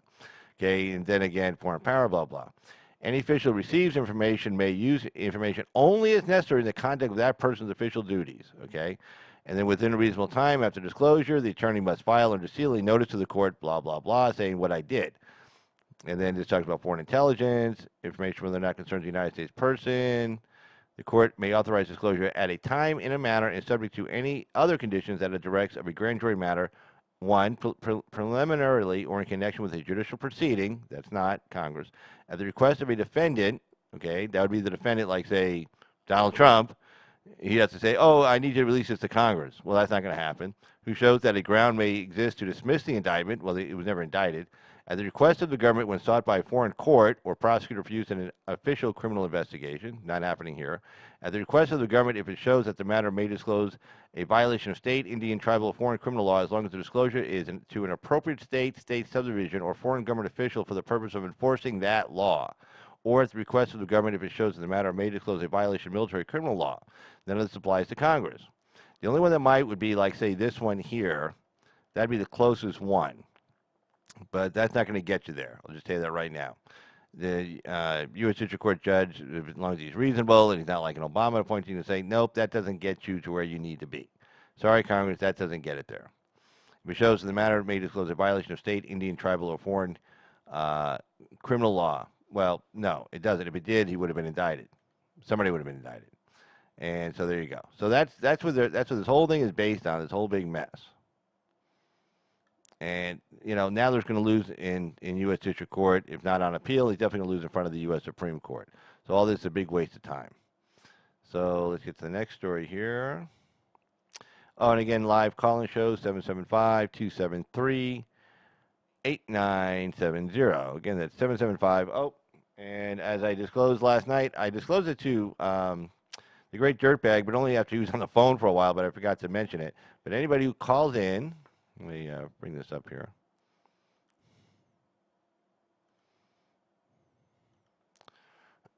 Anybody who calls in a legitimate phone call, not a troll, but a legitimate phone call, shall receive a free Carl's Opinion YouTube channel Trump 2020 hat. Just like this one. Carl's Opinion YouTube channel Trump 2020 hat. And I'll take care of the shipping and handling, which is okay because I'll be handling it myself. So no big deal. Now, if you want to put, like, say, I don't know, $28,000, check to me for shipping and handling this, that's fine. I'm not going to say no.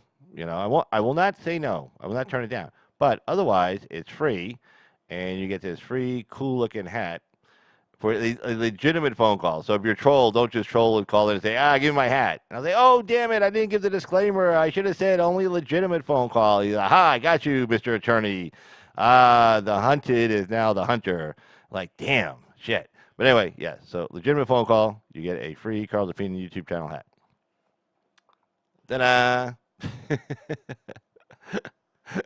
But let's see here. Carl's barreling through the news like a pro racer.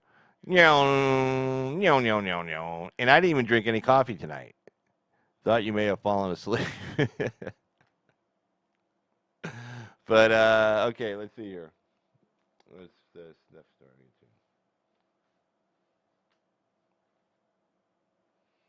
Oh, okay, maybe back to these. I got a couple of stories here that are just like like when they're like really stupid. Okay, these are some really, now all this was like intelligent kind of stupid stories. These are just really stupid stories. So we'll get to these right now. Let's see. Let's find the where is it? Got somebody up here. Where is it? Mm-hmm. Mm-hmm. Mm-hmm. Oh, there it is. This one's really dumb.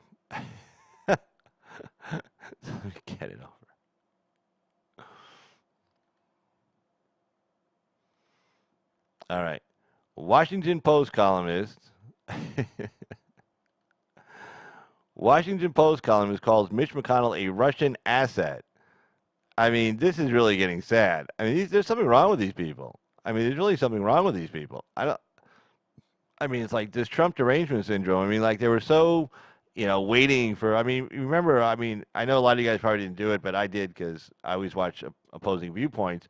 I was watching a lot of MSNBC during this whole 2.5 year bullshit since before Trump got inaugurated, and all the things they were saying, and all the he's a Russian agent, he's a Russian spy, he's deep state. He was a sleeper cell, and all this nonsense for 2.5 years. And then Mueller got appointed and said, oh, yeah, that'll do it.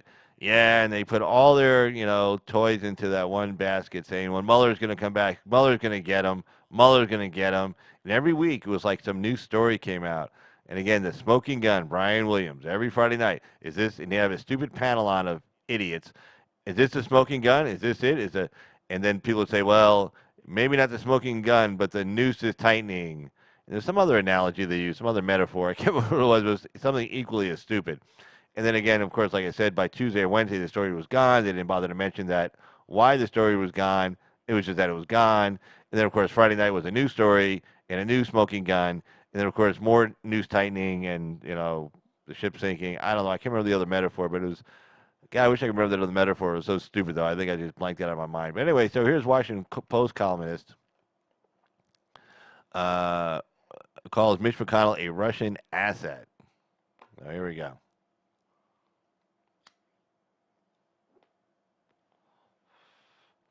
All right, take a look. Dana Milbank, who at one point used to be a sane person, actually, and now he's a columnist for the Washington Post. He might have always been. I think he wrote for somebody else, but he used to be a pretty sane person, and then Trump got elected, and now he's completely insane. So Dana Milbank, a columnist for the Washington Post, let me zap this off here, said Senate Majority Leader Mitch McConnell is, quote, a Russian asset in an opinion piece. And then he says, this doesn't mean he's a spy, just a Russian asset, but neither is it a flip accusation, Milbank said in a Friday column. Russia attacked our country in 2016. It is attacking us today. Its attacks will intensify in 2020. Yet each time we try to raise our defenses to repel the attack, McConnell, the Senate Majority Leader, blocks us from defending ourselves. McConnell has a great answer to this, too. He was saying it on the floor of the Senate. He says, 2016 was pretty screwed up. President Obama was a president, and he was being warned about Russian interference, and he did nothing about it. He goes, but, I didn't hear about any Russian interference in the 2018 election. And who was president? Oh, President Trump. Gee. So I guess whatever Trump's been doing, and Trump's been doing a lot of stuff. They sent some malware out to these troll farms, and they just totally zapped the shit out of them. They just sent viruses and malware. They just zapped the shit out of these troll farm stuff, and because they knew they were getting ready to do something, and they just zapped them. Okay, that's what Trump does. Okay, Trump wasn't going to let 2018 get screwed up. Okay, he was out there campaigning too hard. So he wouldn't let anybody interfere with anything. Okay, Trump stopped the Russians from interfering in 2018.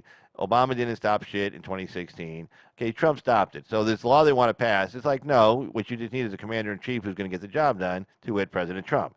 And again, has anybody out there, please tell me, put in the chat, did anybody out there hear anything about Russian interference in the election, in the 2018 election? Information man, hey, how you doing, man? Let's see. Let's see. Well, let's see.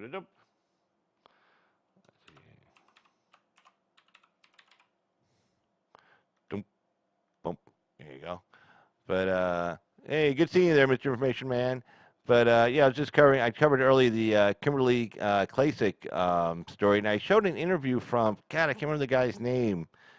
Oh, but anyway, she did an interview back in 2017, and she was talking about Republicans and stuff like that. But yeah, what the story I was saying was that she did the story on Fox and Friends, and all President Trump did was tweet her story that she did from Baltimore. And then, of course, everybody yells and screams at him.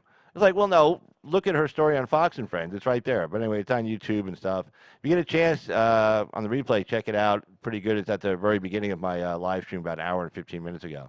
But anyway, so let's get back to this story here. So anyway, so Dana Milbank is up dink-a-dink. Okay, Dana Milbank, yeah, he's kind of lost it. So again, Trump stopped any Russian interference in 2018. If everybody out there in the chat knows of any Russian interference in the 2018 midterms, put it in the chat. Let me know, because I didn't hear about anything, and I guarantee if there was Russian interference, we all would have heard about it from somebody, somewhere, someplace. There wasn't any. So anyway, so Milbank goes on to say, let's call this what it is: unpatriotic. The Kentucky Republican is arguably more than any other American doing Russian President Vladimir Putin's bidding, the 51-year-old writer said. Milbank's criticism follows McConnell blocking a series of bills last week that proponents said would help promote election security. McConnell's team responded to the critics in a series of tweets. He went on to say, this is McConnell's office. The Democrats' Russian conspiracy theories against President Trump hit a dead end during the Mueller hearing. No collusion. Case closed. So now, like a failed doomsday cult that predicted the end of the world, the liberal grifters need a fresh target. Mitch, the Kentucky Republicans' campaign account, tweeted on Friday. And it went on to say, it started with MSNBC's Joe Scarborough calling me Moscow Mitch. Then the resistance piled on. Soon it was trending across the country on Twitter. And while it's fun to laugh it off, we can't. Because behind their insane Russian conspiracy theories are literally millions of dollars from the left-wing activists they animate. Right, because they use it as a campaign fundraising thing by calling him Moscow Mitch. Okay. So there you go. But anyway, there's even a crazier story. I'm gonna cover here next. See, what was the next one?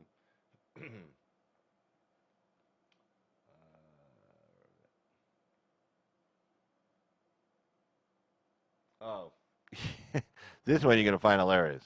But anyway, anyway, live call-in show. Phone number is area code 775-273-8970. And like I said, if it's a legitimate phone call, you get a free. Show it again. Put it on the little screen. Free Carl's Opinion YouTube channel hat, like this one. Let me see. Can you see it? Let me see. Yep, there it is.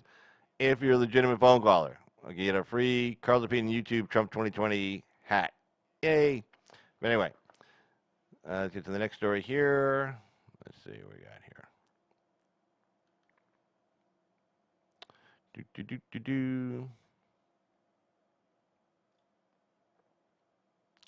Okay, let's see. Find it here. Oh, here we go. Okay, this one is really stupid. Okay. I know that you thought the last one was stupid. This one's really stupid. So, an offer the court can't refuse. Department of Justice asked to show scene from The Godfather Part 2 in the Stone trial. And if everybody remembers The Godfather Part 2 when Pantangeline was testifying, in front of the Congress Select Committee, checking out the mafia, and Michael Corleone's in the background, and then Pantangeline forgets he knows anything and says, oh, I was just working in the olive oil business. So anyway, DOJ wants to play this scene because Stone, when he was tweeting or talking to some witness, said, oh, do a Frank Pantangeline like from The Godfather. And again, when you see this story, what they're really getting after him for was that he claimed he had contacts with Julian Assange to this guy, and this is the guy he's saying when you get up there to testify like this. He was bragging about the fact that he knew Assange, that he was like in contact with Assange and WikiLeaks, that he was some big shot.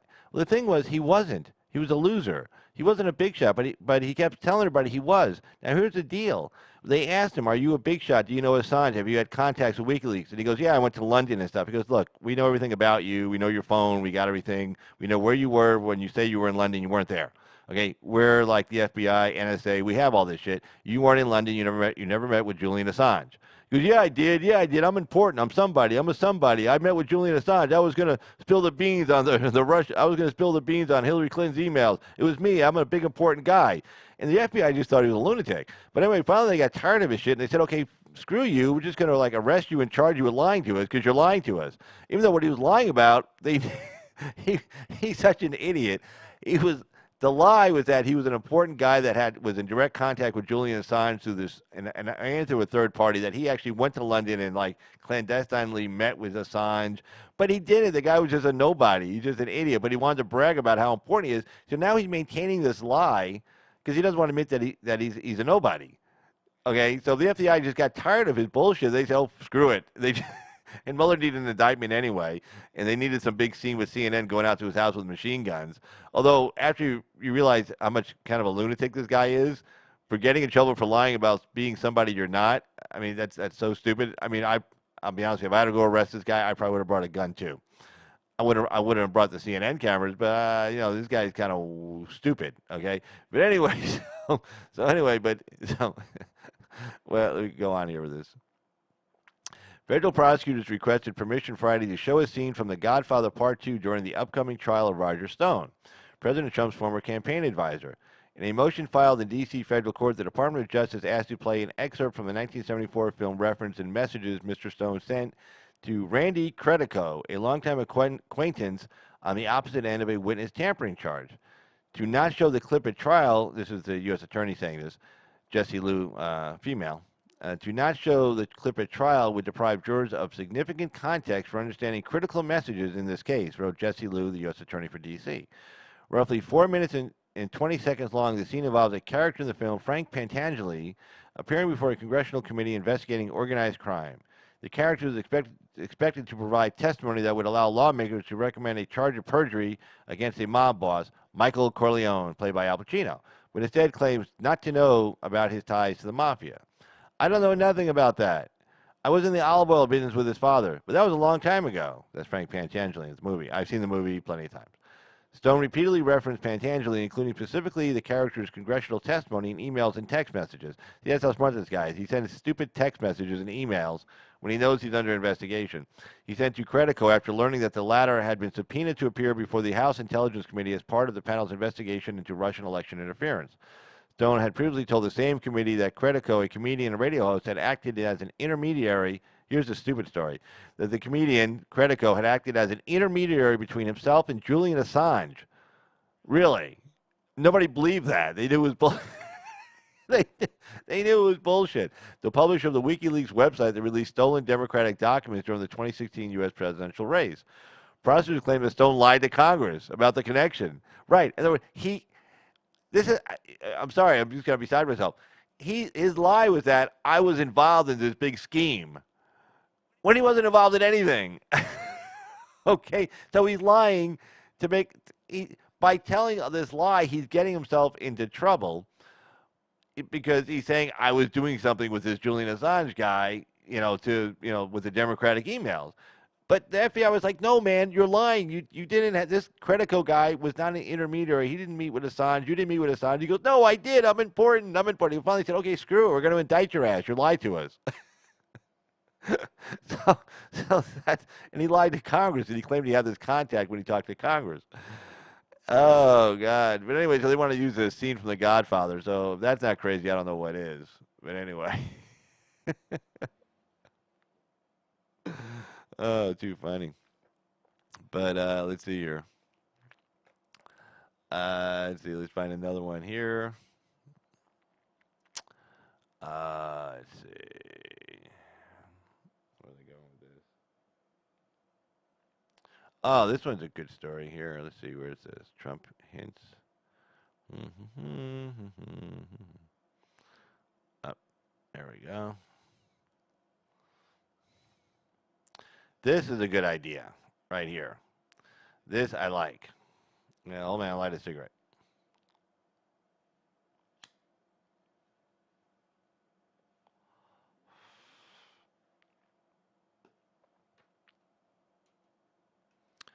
All right. So anyway, live phone call show. You know, this is a call-in show. You know how those work? Actually, like I'm sitting here talking, and then I have this phone here. You won't believe it, right?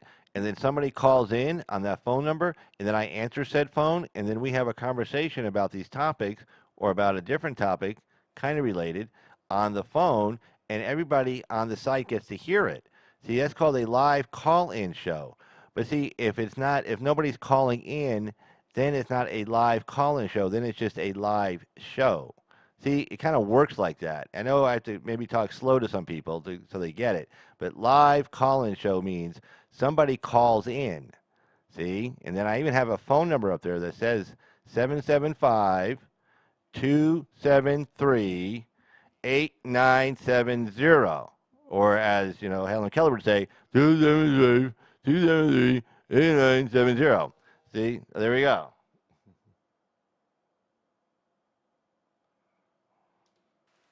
Hey, Effie, how you doing? Hey, Mr. Hello? Carl. How you doing? Hey, Effie, how you doing? I can hear Hi, you now. can you hear me okay? I can hear you fine now. Okay. How you doing? Sort of breaking up a little. Oh, yeah. I'm okay. I'm a tired person. I've been working hard.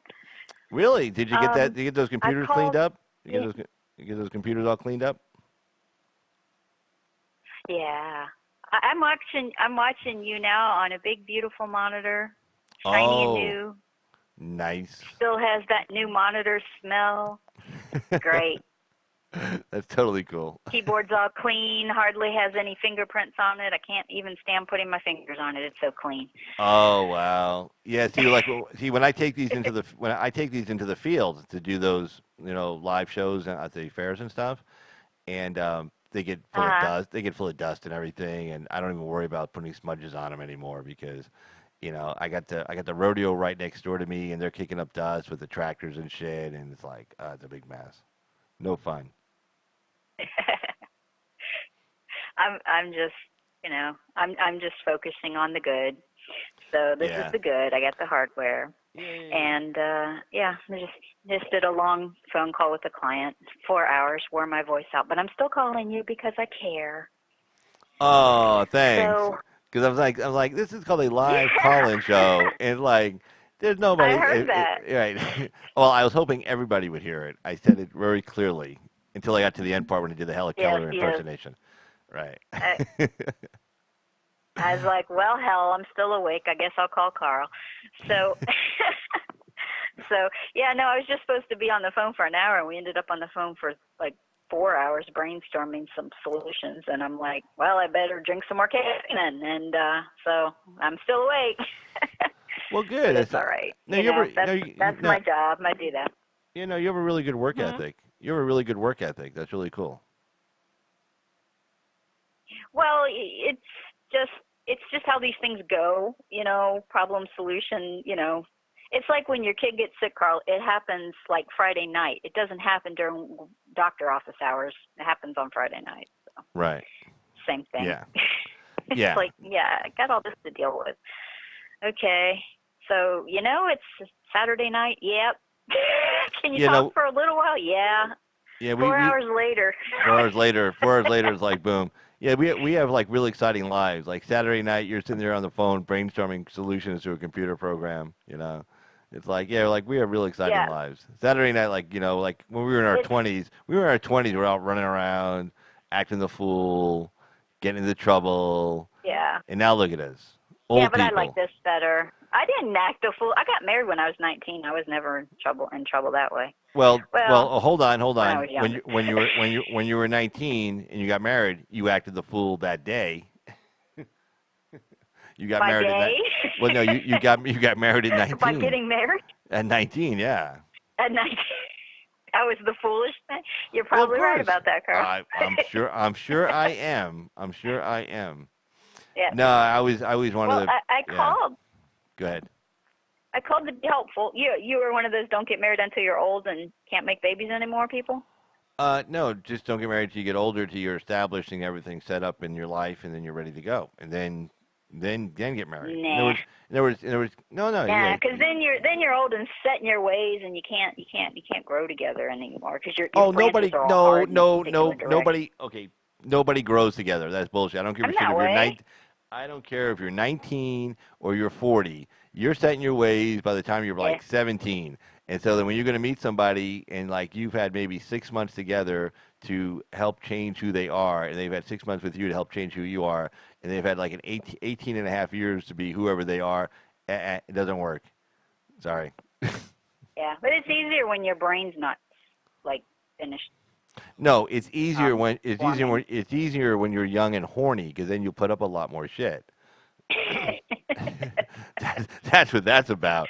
It's like yeah, like if you're a young guy, especially from the man's point of view, but even the woman's point of view, if you're a young guy, it's like, oh yeah, okay, whatever. And you're like, oh well, I'll just have sex with her. Okay, that's okay, whatever. It's like yeah, okay, That's the solution, I guess. that's it. Now, when you're older, when you're older and you don't have that high testosterone drive that's about to like explode your head on, set your head on fire, then you notice more shit like, hey, what are you doing? And then you don't think about, well, if I say something to her, she might not have sex with me later because you're like, well, I'm old. It's like it isn't Christmas yet anyway. So what's the big deal? These are not problems I've had. Like high testosterone. Right. I deal with that crap. Okay, so I am typing in right at the Mo into your lovely scrolling chat. Just want to get the exact, because I can't copy and paste because I'm working on two different machines here. Sorry. I'm typing the ftc.gov link. Wait, DA, wait, hold on. DA put a good one in the chat. That just meant she had lots of shit to take in the divorce. Best retirement plan I have ever seen. She didn't do shit for 10 years and took it all. Ooh, yep, someone bad. Okay, what'd you put in the chat? What is that? What's that? FTC? Okay, I just put the ftc.gov link to the Equifax data breach settlement info. Okay, over 147 million people were affected by this Equifax class action. Okay. That was just finalized on the 22nd. Oh wow! And they have already got their crap together. And you go to the government website. It takes you to the link to file a claim. Mm-hmm. The lookup tool to see if you are eligible it's instant. It took me 5 minutes to file my claim. No kidding. And most people are, it doesn't even require documentation. Most people are type 1, which means if you choose, you can either have, that is the sort of people who did not have to do anything with regard to the data breach they had in 2017. In other words, if you did have an identity theft issue and you had to deal with it, you can file a more hefty claim.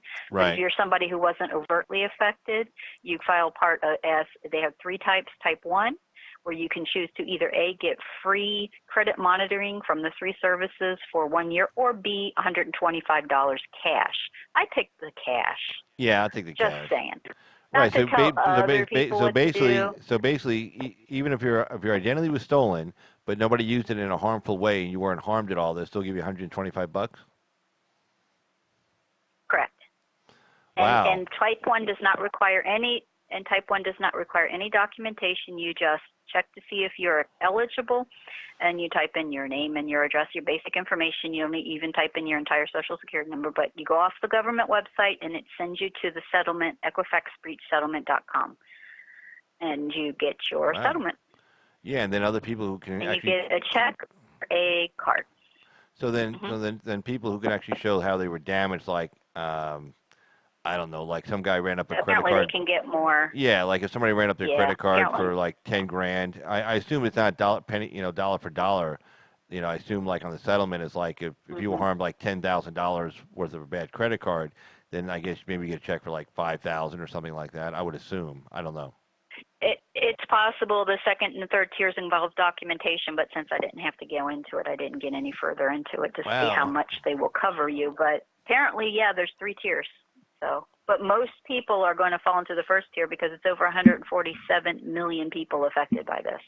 Yeah, that's a crap ton of people. That's like half the country. I mean, that's like for adults. That's like, well, that's a lot. I mean, that's like probably what 75% of the adults in this country. Well, I don't know if it's limited to this country, but I just know that it's 147 million people. Okay.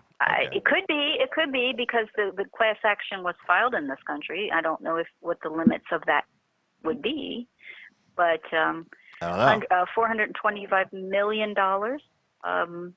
is the cap on the claim. So get yours while you can. Is all I'm saying to people. Wow. Okay, well that's good information. Let's see. Wait, what I try.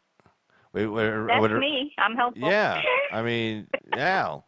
See, I mean, I didn't know anything about that. I mean, here I am talking news and politics, and you're telling us how to get $125 in cash. It should be called Carl's Opinion and Get Cash Show. Yeah. Well, that's the kind of YouTube channel I want to have, Carl. I want to have like positive steps to make your life better. So Effie's opinion. That's what I'm interested in. Effie's opinion and Get Cash from Equifax show. And that'd be cool. Dang straight, or any other way you can. Well, actually, let me ask you a question. Actually, have you done anything with your channel? Are you doing like how to build, furniture, or how to do computers, or how to do? Are you doing anything like that on your channel? It's funny. I just had a long conversation today with my brother on that very subject. Yeah. What do you think? And he likes my ideas about, like we were talking about earlier. He likes my ideas about, like I was saying, positive things, but like somebody who maybe accomplished something, 10 steps to get this done in your life, that kind of thing. How to and how I did and those kinds of things. So like how I overcame depression. Here's 5 helpful tips. Here's things you can proactively do to take care of your stuff. Yeah. And, that sounds like a good channel. So, I'd go check it out. Yeah, proactivity and positivity and getting crap done. My mom used to always be on about getting stuff done. Just get it done. That was her. So yeah, that's good. The only thing is, I hate to say it, but I always work so much, not just faster, but I work smarter when I'm up against a deadline. I don't know what it is, but when I have a deadline, I'll write shit and I'll go back and look at it later. Like I'll write like this brief and all this laws coming from different angles and stuff. Kind of like how I do a YouTube channel, different articles going back and forth. Like I'll write this in a brief and I'll go back and look at it later. And I said, man, what frame of mind was I in, and how do I like store that? Like make that like I could just click it back on again, because that was like. That's like really good stuff. I'm like, wow, I wrote some really good stuff there. How the hell did I do that? But it's because I was on a deadline, and it was like it was coming up fast, and I just had to like, I don't know, when I have to work fast, I work a lot smarter. Do you do that, or are you able to like work really smarter when you don't have a deadline? Oh yeah, I do. I do tend to, because I'm interested in so many things, because I'm involved in a lot of things. Mm-hmm. So I tend to sabotage myself with, it's not really procrastination as much as it's not task orienting properly. So I know I'll have 5 things I need to do, and instead of doing the most important thing first, I'll do the least important thing first and find myself under the gun to get the most important thing done. And then I'm like, well, I've got 1 hour and I have to be at the clients with this document printed and ready, and Right. So boom, boom, boom, boom. Right. And yet somehow it all comes together. It's like, I really should bring that. It's like I'll be working on something and I'm like, I really should get that laundry from upstairs and bring it downstairs. It's like did you ever watch Seinfeld? You ever watch that show when it was on back in the 90s? Yeah, I've seen it. Yeah, I mean, I only watched it in the syndication. I never watched it when it was actually on because I didn't want to be like part of like a hip crowd watching it. But I watched it in the syndication. Yeah, I know. I didn't see a single episode while it was on. The whole time it was on, I didn't watch a single episode. But anyways, there was a great scene when they were like trying to write a script, and they're just sitting there, and they couldn't come up with anything, and there's just like, then they fall asleep, and then like Kramer comes in, and he goes, oh, Kramer, oh, hey, how you doing? And oh, we're really busy. He goes, oh, I'll let you guys get back to work. Oh, no, stay. No, don't go. Like they're just looking for any reason not to have to get back to work on the script. They're both sitting there falling asleep and shit. Right. Like anything. Come on, like normally Yeah. they would say get out. We don't want to deal with you, but like no, stay, so we don't have to deal with this shit. Yeah. I think I need to create sometimes with myself. I need to create a bit of tension to do some of those things. I don't know what it is. I don't know. Maybe it's some kind of human nature kind of thing, I guess. Yeah. It's the creativity kind of works the same way too. It's like I need to fight the elements to get it. I like when I do a creative project. I'm putting together something, tear apart a piece of furniture, rebuilding it in some way, and it doesn't work the way I think it's going to work, and I have to come up with a creative solution to make it work. That's gold to me. That's my favorite moment. Is that act of coming up with a solution. Oh so yeah. I guess I just need a challenge. And yeah. if it's like repetitive and boring, I'm not challenged and I'm bored, and like my mind just wanders because I'm not challenged. So I guess that's why I multitask also, because I need the challenge. I need to be thinking about, I usually literally have 4 or 5 monitors on around me. Wow. I'm working. They're all doing different things. Yeah. So basically what you're saying is you normally have one monitor on like dedicated. Right now, I've dedicated got to all my 4 past YouTube. going, Dedicated to all, I mean, well, one monitor I assume is dedicated to watching back-to-back episodes of Carl's YouTube channel videos. Always, absolutely. I mean, like no you've watched all the videos and I have. Seinfeld now. Well, I'll add Seinfeld to my playlist since you There you go. That's it. Absolutely. Right Sheena's in the chat. Hi, Sheena. Yeah, actually, pretty good live show last night. Great Dirtbag called it. We were pretty much on the phone for like most of the show. I missed last night. Yeah, I did like 3 hours. I did like 3 hours, and like 2 hours we were on the phone together. And the next thing I know, I looked down. It was like 1 o'clock in the morning. I go, oh shit, it's 1 o'clock in the morning. I'm like, he goes, oh, I didn't realize. I totally lost track of time. I didn't realize. Wow, and that's 4 o'clock on DB's time because he's on the same time as me. So yeah, we're in the same state. Right. So he's East Coast, 4 o'clock in the morning. I'm like, oh shit. I go, because I was getting ready to pull up another. Literally, it was funny because when I was going to pull up another story, I saw the clock on one of the monitors because I got 3 of them in front of me. Right. So when I was looking for the story, I saw the time and I'm like, oh shit, it's like 5 to 1. It's like, oh, I go, I gotta go to sleep. Yeah. Oh, I don't do that. There's crazy. I used to do it, but I'm crazy chick Sheena just Sheena. Crazy chick Sheena. What I call her? Sheena? That's what I was saying. Sheena's in the chat room. You didn't hear me say that? I was ignoring you. Oh, okay. No, I'm just kidding. I don't blame you. I'm just kidding. If you said it, I heard it. It probably went in one ear, and then literally. No, here's the problem. Like I have one of those. The headset I have. If you notice, it's only on one ear. Yeah. The other ear is open. So I noticed. It went in. It went in, and then the other ear doesn't have a headset to keep the thought in, to keep your voice. So it just went out. It just escaped through the other ear. That sounds legit. It just went shoo. Okay. I didn't even see it. But hey, crazy chick. I believe you, Carl. That's it. Seems legit. That's it. Okay. Well, I like this. I didn't catch your show last night, but I'll catch it later. No, I like this single headset because you can hear what's going on around the house at the same time. Oh, yeah, that makes sense. Yeah.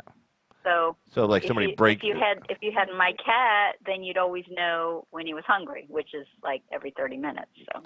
Right. And he'd come up to your ear and say, "Feed me, human." That's your job, slave. No, that cat would be. Well, no, that cat would be like in the closet.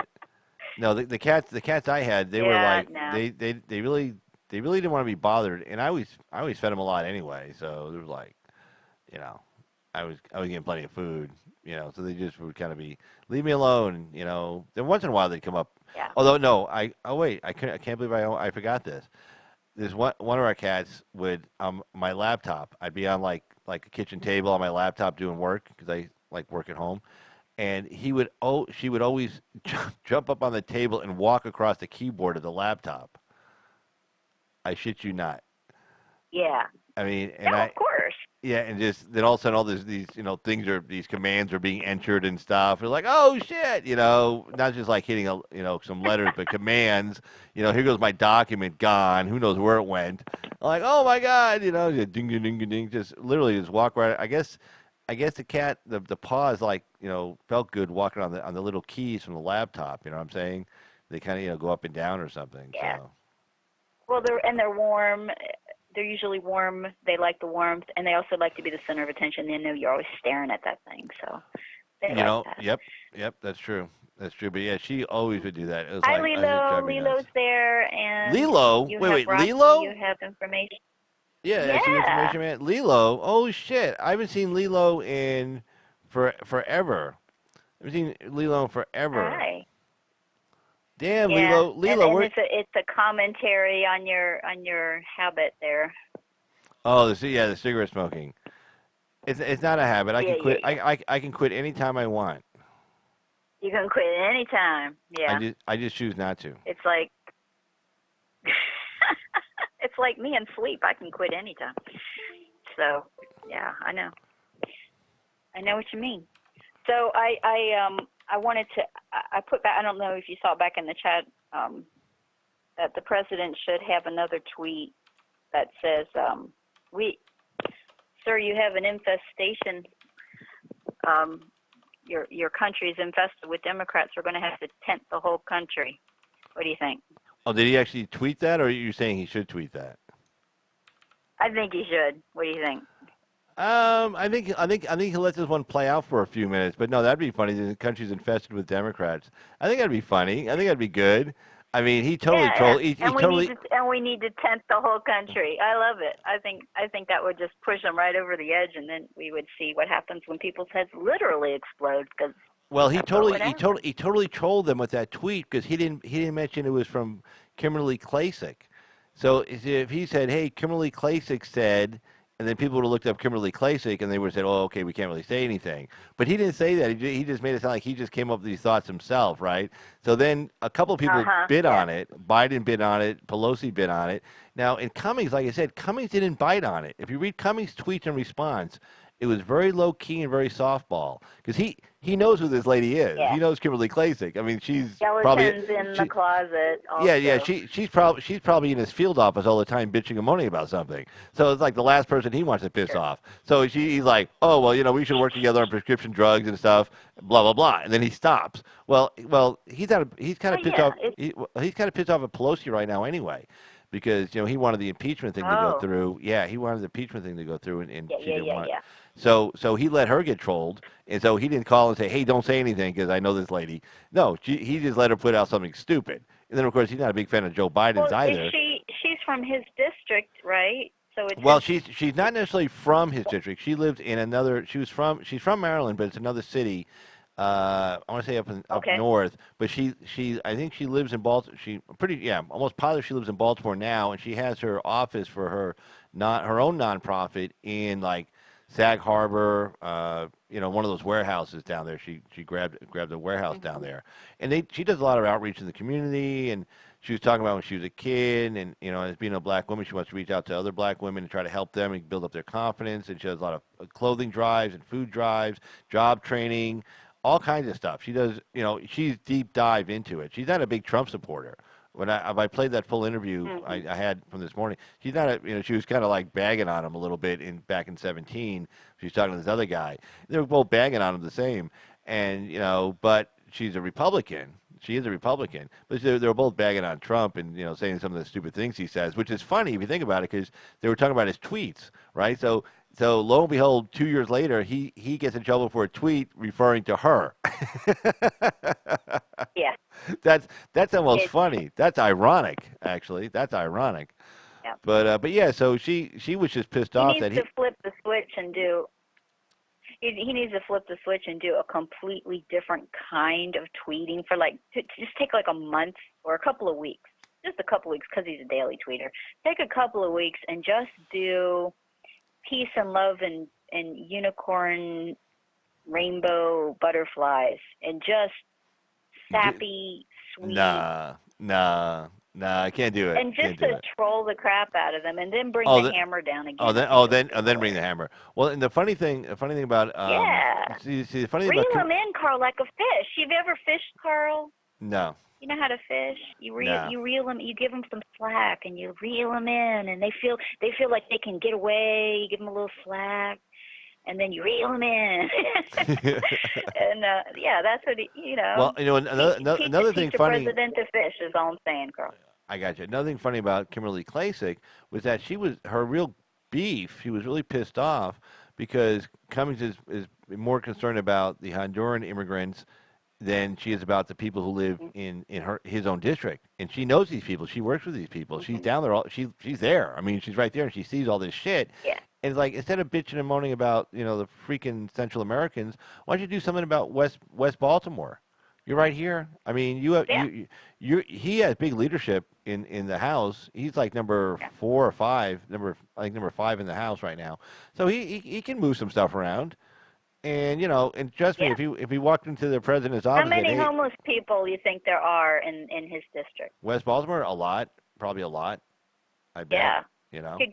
She could go to the the homeless areas and just start tweeting the names of the homeless people and say, this person is homeless in your district, and this person is homeless in your district, and this person is homeless in your district. Well, hopefully, and just keep going. Yeah, hopefully this gets him off his ass, because, you know, we can get something done down there, because I mean that's the main reason why she did. See, she shopped at. Here's a veteran that's I know what she homeless in did. your district, Well, you know? I know what she did. She probably initially brought the idea to, you know, MSNBC or CNN, and they told her no way.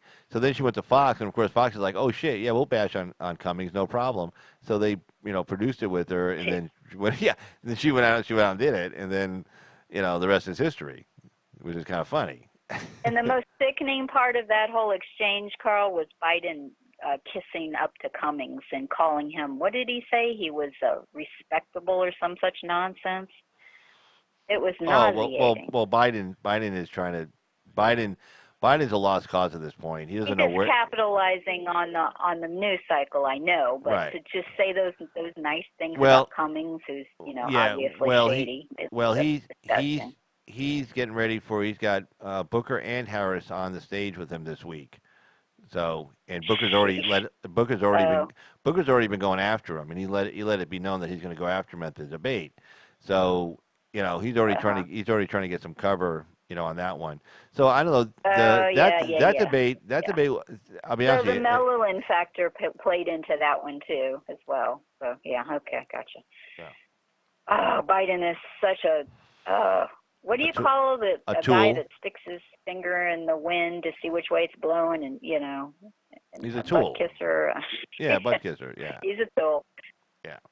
Yeah, okay, I want to reiterate what we said earlier, Carl, because you got people in the chat who weren't in the chat at the time. But the last post I made in the chat, 11:31 p.m. We'll post it again. Is the FTC.gov. Post it again. Yeah. Well, okay. Hold on. Well, if you don't want to, I'll go back and copy it. Yeah, I'll do it.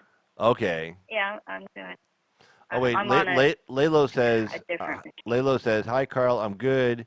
My brother, I needed to take a long break from politics, but hopefully I'm back. Yay! All right, Lalo. All right." He's counting my cigarettes. Number 45, number 68.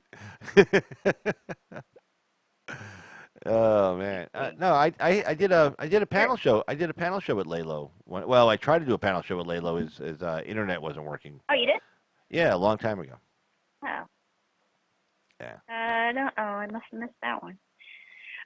So what I put in there, guys, is if you didn't hear what we were saying, because you came in later, is there's a settlement. Equifax was on the 22nd. Just lost a case, class action. 147 million people have been affected, so you might be one of those people. So you go to the government website, it'll tell you if you're one of those people, and you can get $125 just by saying, yeah, I want my $125. Yeah. So Well, trying to I'm trying. to I don't find know. it here. Yeah, I don't know if my identity was stolen. I mean, your identity had to have actually been stolen, right? I mean, you can't just say, "Hi, I'm Carl. Give me money." I mean, they have to look you up and see that your identity was Yes, stolen, and or the website, yeah, and the website will we'll check tell it. you. We'll tell you If if you're you if were. you're if you were affected, it'll tell you. It takes 5 minutes to do the whole thing. Yeah. So it's worth it. Yeah. Well, you know. Get your 125 bucks for 5 minutes of your time. That's Well, better than I made. I think most people who get screwed though on that are people like who have revolving charge accounts. You know, but if you like have like just a card that's linked to your check. No, this is just Equifax. So literally, it's the credit reporting agency. It doesn't matter what your accounts are. It's the credit reporting agency itself that was breached, not a particular credit card line. Okay. Yeah. See, it just seems like I don't know why. I mean, I can't see how you get money if you weren't harmed. If somebody got your identity but you were not harmed, why are you entitled to get any money? I mean, that kind of goes against the whole theory of torts. It's like if you had no harm, I mean, duty breach. Okay, here's a tort. You got to show duty, a breach of that duty, and you got to show damages, and you got to show actual and proximate causation of those damages. So that breach caused you damages, but you have to show damages. You have to show, like somebody says, "Oh, I was in an automobile accident." It's like, but your car was like Superman car, right? And your car didn't get hurt, and you didn't get hurt. I don't know, Carl. You can go to ftc.gov and see if they give a reason why. But no, yeah, I'm no. the first year, basically. Yeah. Well, I mean, no. but I mean, That's a good question. but I mean, Equifax is paying this, right? Equifax, yeah, they were.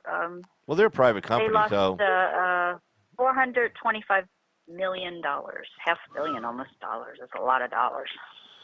crazy. That's terrible, man. Yeah. That computer hacking, that's big money, man.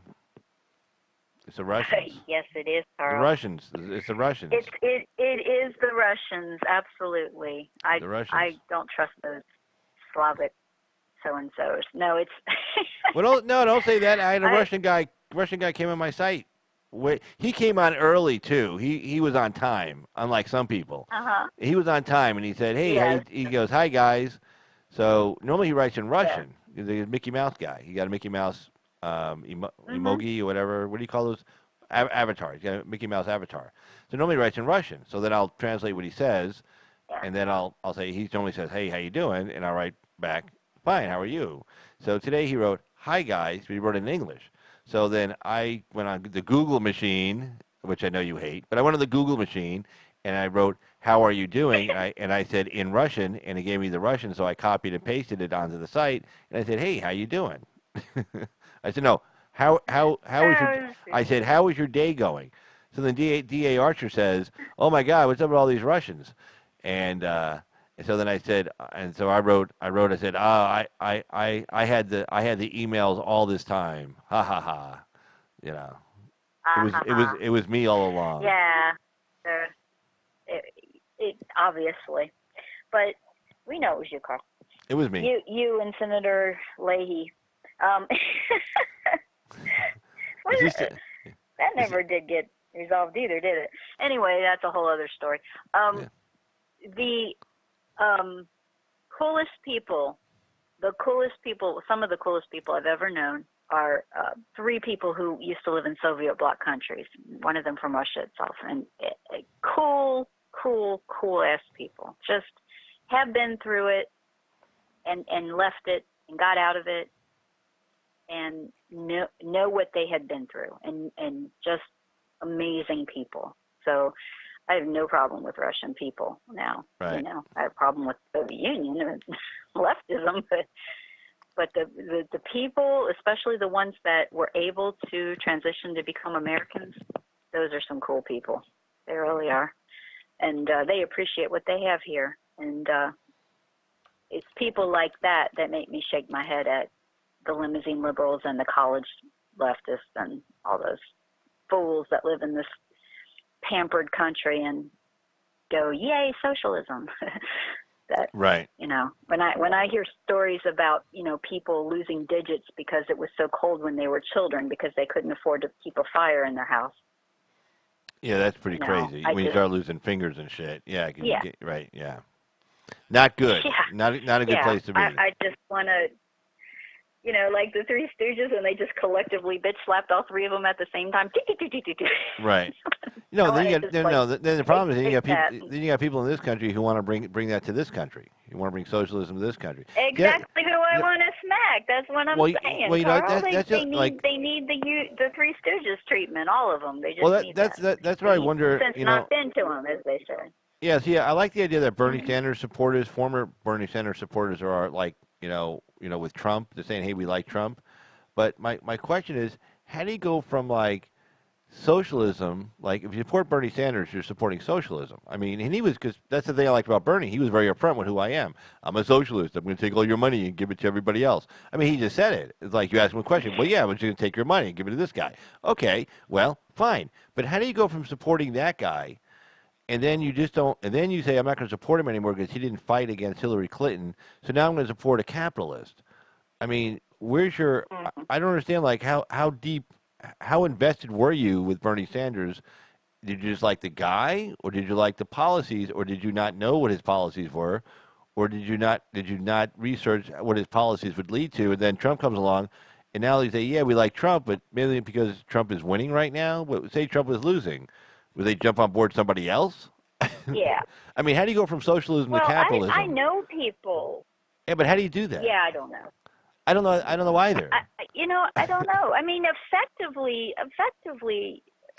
Obama was, even though he didn't accomplish it, but what he believed in. I mean, Obamacare was the gateway to single payer, and he was trying to get us there. Oh yeah, no, he wanted right. No, he wanted single payer at the end of the day. It's just that he knew he couldn't get it through because he knew the insurance lobby was too big. A third of the economy under complete federal control at that point. I mean, his tactics were not calling it socialism, but it was freaking socialism. I don't see socialism, but not in name, Right. So the fact is the Democrats have been socialists for years. They just didn't admit to it.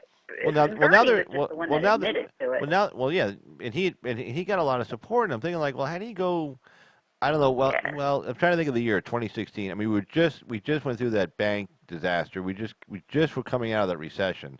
Depending on where you lived, like we didn't come out of it here in rural Nevada until like 2016. Okay, like 2015, late 2015, 2016, but 2016 until we could say we were out of it. Not until 2016. So maybe a lot of people in the Midwest weren't out of it until around that time also. So maybe when things were just so like, hey, this is like all fucked up, the banks took us for a ride, and capitalism, let's try something else. That's the only thing I'm thinking about, is maybe that's why he got so much support, is because it was like, yeah, that was fucked up. We just went through all that shit. Bernie, if you think about his, the weirdness of Bernie 4 years ago, and also, I guess 8 years ago, but his fan base were young people, the don't know anything about the real world yet. And so they're leftists, they're socialists because they haven't ever had a real job, especially the ones that have, the middle class and up ones that had mommy and daddy paying for everything. Oh yeah, they're limousine liberals for sure. So right. Well, yeah. When they started having to collect their own paychecks and look down and go, what's FICA? Then, things start changing. Right. When they start seeing what's being taken out, it's like, oh, we're going to pay you, $30 an hour. And it's like, oh, that sounds great. The long story short, Carl, on that question is Bernie Bros grew up. That's what happened. And, Bernie didn't because he's the perpetual grifter. Right. He's a perpetual communist. He's selling the same old snake oil, and and his fan base grew up, and now the new extremists on the left, they're more into the identity politics and that kind of game, and he just doesn't fit anymore into their. Well, no, he doesn't, and I think, and the funny thing about that is, like, for the Democratic primary, he's not going to do good because he doesn't play the identity politics thing. But for a general election, most people see. But I think He's Yeah. like, Trump's a racist, you know. Well, You yeah, know, but that doesn't work for they him. all do. Yeah, well, I mean, It doesn't work for them. No. well, it doesn't. Yeah. No, and it doesn't work. Especially doesn't work because it's been done for 3 years. Like Tim Pool was saying, Tim Pool got finally fed up. It was like last week. He goes, "I don't care anymore. Okay, fine." It's like, "Oh, he's a racist? Oh, really? When did that happen? Oh, that's what you've been telling me that for 3 years. Like now you're telling me again? He goes, really? Really? Okay, fine." It's like Tim Pool was like usually throwing his hands in the air, like, "What's wrong with you people?" It's like, what happened to my party? What did you do to it? Why did you take my party? Why did you hijack my party, you freaks? You freaks, give it back. It's mine. Dude, where's my party? Yeah, Exactly. Dude, where's my party? Well, the fact is it never was the party that you think it was. So that's hit Tim's problem. But I digress. But I like the new meme that's been going around the last 2-3 weeks, which is I'm sorry, sir, your race card's been declined. Do you have another form of argument? That's my new favorite. Oh, I like that one. Yeah, because enough's enough of that shit. I mean, these people just got, and it's funny because it's like you feel like they kept saying. We are. You feel like they kept saying it right, but it wasn't catching, and they kept saying it wasn't catching. So now they say, well, if you support them, you're racist too. And it's like, well, wait a second. It's like because now they have to like triple down, like sequential down or whatever the number would be. I don't know, 10 times down. Because they've been trying all this. Nothing's been sticking. Nothing's been working. So then they have to get really more obnoxious. They go, okay, here we go. We weren't loud enough before. Well, that didn't work. So now we'll just get louder. Is they started the circular firing squad, too. That's the other new thing that's happened the last year or two is the circular firing squad. So now Pelosi's being called a racist and Biden's being called a racist, and they're all called a racist. So yeah, and I don't now gone to that level. Right, and I don't feel sorry for Biden or for Pelosi because they were playing that card themselves. No. And so to see it played on them is kind of funny. It's like instant karma. Political karma. It's beautiful. It's beautiful. I love it. It's one of those things that make me happy. See, although Biden, I don't have to do drugs and alcohol, Carl, because I have politics to make me laugh. There you go. Well, Biden had a good comeback for Kamala Harris. He pretty much said, "Look, 3 years ago you asked me to introduce." She called him up and said, "Look, I'm getting the Democratic nominee for U.S. Senate, so I'd like you to come to the convention and introduce me." Because she was thinking future, she was thinking national, right? So she wanted to bring a national figure. So she asked Joe Biden to fly out to California and introduce her at the Democratic California convention, and introduce her. And he goes, "Oh, okay." So he does that, and then her son, I guess, was AG in Delaware at the same time, or Maryland, I think Delaware, and so they got to be close friends. And so he flew out and he introduced her as the next U.S. senator. And so he's like, well, wait a second. So you're telling me I wasn't a racist 3 years ago, but I've become a racist in the last 3 years. Yeah. How exactly did that happen? Because you begged me to fly out there, and I did. And I stood up there right next to you and introduced you. So, you want to show that little visual. I'm surprised Biden hasn't shown that like in a commercial. It's like, oh, here's Kamala Harris, hating racist Joe Biden. There's a picture of her hugging him and thanking him. And, and he introduces Exactly. her. Yeah, I mean, these people. Well, exactly. It's the same way that Trump became a racist as soon as he, got the nomination, and that's just how they roll. Yeah. So I mean, I don't feel so. You're an enemy. That's what we throw at you. Yeah. So which day of the week is on with Harris, Biden, and Booker? Because that's the one I want to watch. Because the other one was Warren and Sanders. I'm sorry, that's going to be a snooze fest. Warren, Sanders, and I forget who else is up there. Well, yeah, that's the only one that matters is the one that Biden's in, and how they attack him and how he responds. Right. That's really the only thing that's going to matter. Right. Is if he can hold his own enough to get through the debates, then he's going to win. But if he has a major fumble in the debates that takes him down, pushes him. I mean, he's really double the next closest runner-up at this point because everybody else has fallen down so hard. But because there's so many people in the race too. Well, yeah, Harris went down to 9. So unless they start winning. I was watching Sticks and Hammer this morning, and he said Harris is down to 9. Buttigieg came up to 7. But Harris had her little flash in the pants. She pissed me off again because I predicted she'd win the nomination, and she's pissed me off. So I mean, she had that big hit on Biden. She got her big numbers, and I said, okay, now you got your little push. You you should have had something, ready, teed up, ready to go, some big policy thing or something to, to take that momentum and use it for something. And then she didn't use it for anything. She didn't do anything. She had that momentum, and then she just nothing. She had nothing else. It was like, well, what the shit? That moment, I knew then that her numbers were going to go back down because she didn't keep riding it forward. When you get a big hit like that, and you know you're getting a big hit, then you got to have something ready to go so that you come back right behind it with something really good. You say, oh, then everybody's looking at you, and you say, oh, here, since you're all looking at me, let me tell you some really good shit. And everybody goes, oh, that sounds really good. Now we're paying attention to you. But she didn't do anything. She just fell flat. It's like, what the shit? Does she not know anything? Yeah. I mean, maybe she doesn't know anything. I don't know. know. It also, she technically lost the argument, but that doesn't matter. If she took a cue from AOC, who's wrong about everything. Oh, wait, hold on. Do you hear me when I say hold on? Do you hear that? When I say hold on? You do? Well, then I said hold on. And I held on. Well, yeah, the fourth time. Anyway, Lalo, I'm sorry, I haven't talked to Lalo in months. Lalo is saying he has to get some sleep, so I want to say, good night, Lalo, have a great night. And hold on. So, hey, Lalo, I gotta type this up. Have a great night, Carl. Dunk. There you go. I like it. Do you hear me when I say hold on? Do you hear me? It's like, yeah, I heard you. Yeah. I heard you. It's like, I heard you. Women, I don't think you heard me holding on, but I was holding on. Women only hear you after the fourth time, for some reason. I think it's a genetic thing. It's like the fourth time, and then they'll say like, well, don't yell at me. It's like, well, gee, I was trying to talk, and then of course you're the bad guy. I don't know. I seem to feel a sense of gender reversal in that description of reality. But okay, go ahead.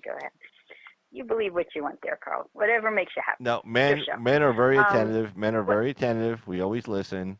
We always hear. Although there was a great scene. There's a great scene. Now you're just talking nonsense. I can't help no. There was a great scene. There's a great scene in the movie.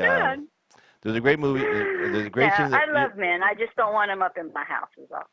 I love men. You love men. Just stay out of the house.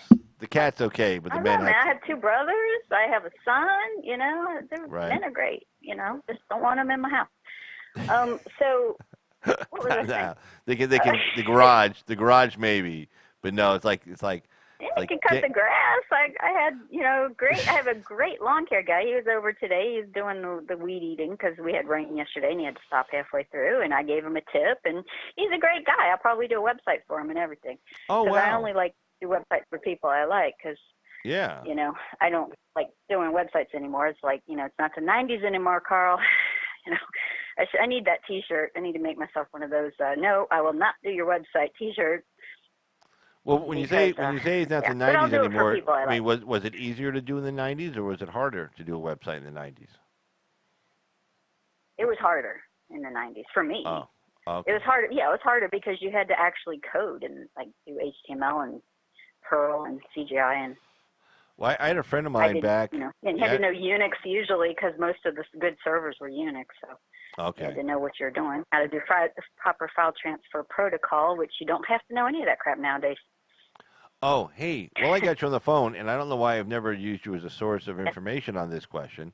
But, okay, the whole thing with the fact that the FBI never got to look at the servers, and CloudStrike, I think it's the name of the outfit, looked at them and provided a redacted report to the FBI only. Okay, since you know what the hell all that means, what does all that mean?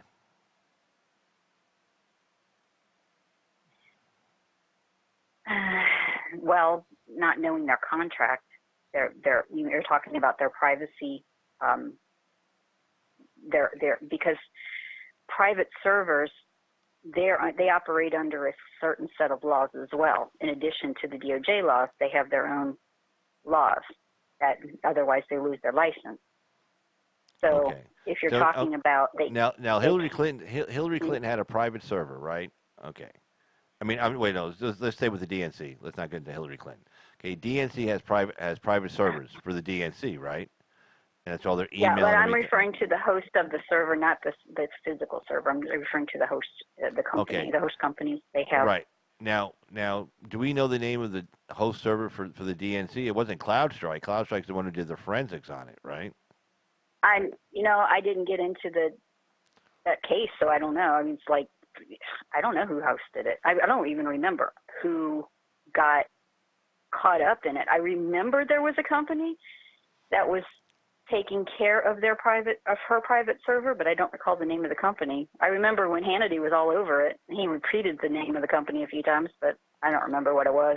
All right. So the idea that and I do remember they did some stuff that they should not have done, like placing a physical server at her physical location. That's crazy. No, I'm not talking about Hillary Clinton. That's another story. But the DNC. Okay. Because remember the okay. I'm sorry, I missed what you said. No, that's okay. Yeah, I'm sorry. My bad. Okay, so the DNC, the whole big thing with the DNC servers were hacked by the Russians, and we know that because even though the FBI computer dudes never got to examine the servers. Okay, but the DNC farmed it out to a private company called CloudStrike. CloudStrike wrote a report, redacted said report, gave the report to the FBI, and said the Russians hacked the servers. Okay, so what's that all about? Do you know anything about that? Like you from your technical point of view, like what's going on with that? It would be up to the FBI at that point to examine the data as presented by CloudStrike to determine if what they presented is actual data, because it's not just a matter of the data, it's the metadata. Okay? What they can see, the FBI the department in the FBI that's going to be researching what the information they were given by CloudStrike, what they're going to have to determine is if the metadata matches up with what their claim is. Their claim is that they were breached from, an external source. Right. You could tell from the metadata. And what is metadata? That's what they're going to have to determine. What is the difference between data and meta? Where you can see the traffic, you can see when the server's been called on by an outside line, or an outside server, you can see transfer to and from. You can see data moving to and from. You can see how much, what the packet sizes are. You can see, basically file transfers. So you can see if there were any bots running. You can see if there was any viruses, any other kinds of forms of malware that had been patched on. And you can tell by the patterning. You can tell the location. You can probably, by missing data, you can probably track to see if anything internal was screwy. In other words, if they're pretending they were breached and they weren't breached. There's ways of doing it, but it takes some time. But it can be put together. Now, without the FBI actually holding on to the actual physical servers. I'm sure they have. If they weren't actually holding on to the actual physical servers, would they be able to verify that the information that they were provided is correct? When they say redacted, it depends on what they've redacted. If they've redacted the metadata altogether, then they're just saying, take our word for it, this is what happened. Oh, wow. And then you have a question of, do I need to go get whatever the court order would be in that situation? I guess it would be another special counsel. I don't know. What would it be? Well, it would. I don't know. It would just another be. Topic. Well, it could just be. Well, at that level, at the federal level, you don't have to deal with that stuff. But at that level, if they don't think that they're getting forthright information, I don't know if they have another step, judiciary, in the DOJ, because I'm not. Well, let me ask you a question. I mean, is it normal, like if you're the DNC, we've been robbed. We've been robbed. Our computers were robbed. Okay, our servers were hacked. We were robbed. And the FBI says, "Oh, that's a crime. We'll investigate." And they show up and they said, "Okay, give us the servers." And they say, "You can't have them." Have you heard that happening a lot before? Or they say, "No, we're not going to give them to you." Because generally, a crime scene, there's no such thing as like we don't want to press charges. Like DNC couldn't say to them once the FBI shows up, they can't say, "Oh, forget it." I was saying.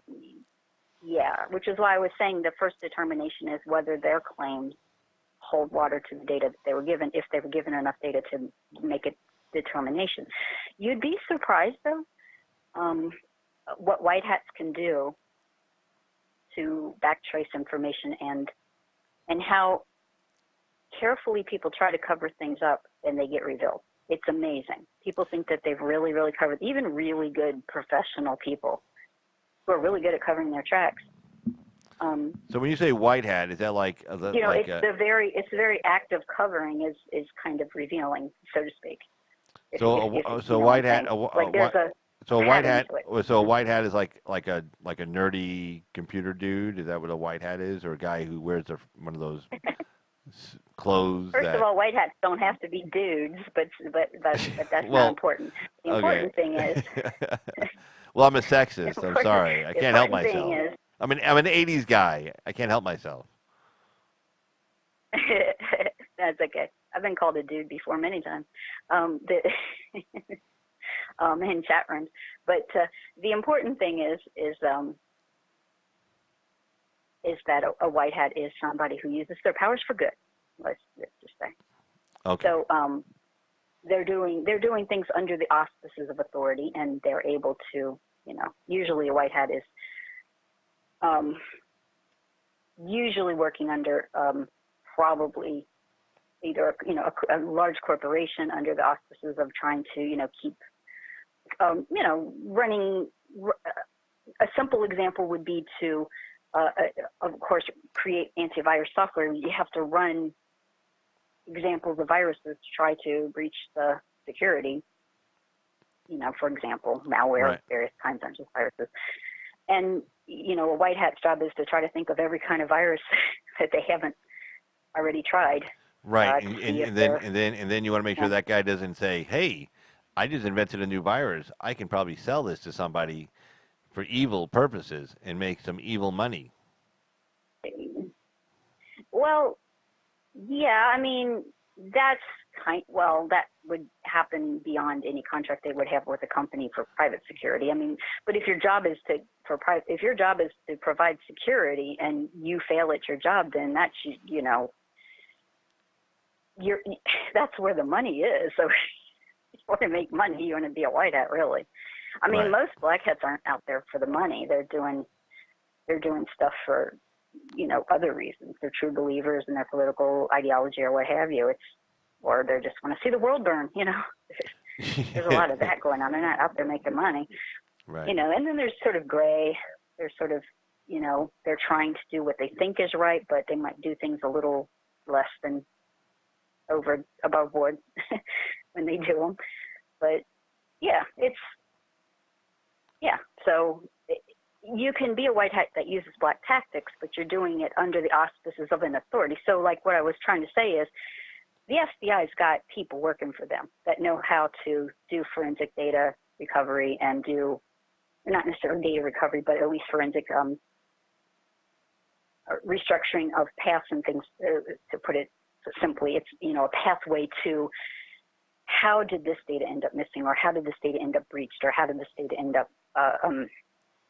compromised. And if anybody can figure it out, they're going to have people in the FBI that can figure that out. It's not a problem. So if they're presenting less than, if this company is presenting less than conclusive evidence that matches their version of account, then I would imagine what would happen would be there will be another form of sorry, I'm tired. It's 3:30. Another court order to have more information. Well, yeah, because Durham has had they say Durham's had a grand jury up in Connecticut, so that's maybe where it might come from. There you go. Yeah, because they said he already sat a grand jury, so he's already, and he's got 18 months of that grand jury to do what he has to do. To their advantage. It doesn't work to their advantage to present suspicious data to the FBI, and suspicious data can be the lack of data where there should obviously be data. So I'm just saying, so that looking at timestamps alone can be enough, I would say, to probably get another court order if they need it. Oh, wow. Another grand jury investigation if they need it. Well, yeah, because if you can present it, if you can understand it, and you can present a report and says, yeah, this, and this is all missing. How come it's missing? This isn't something that should be redacted. Yet it is. That's suspicious in and of itself. We need to get more information from this company, and we need it in full. And it's a really difficult thing to reconstruct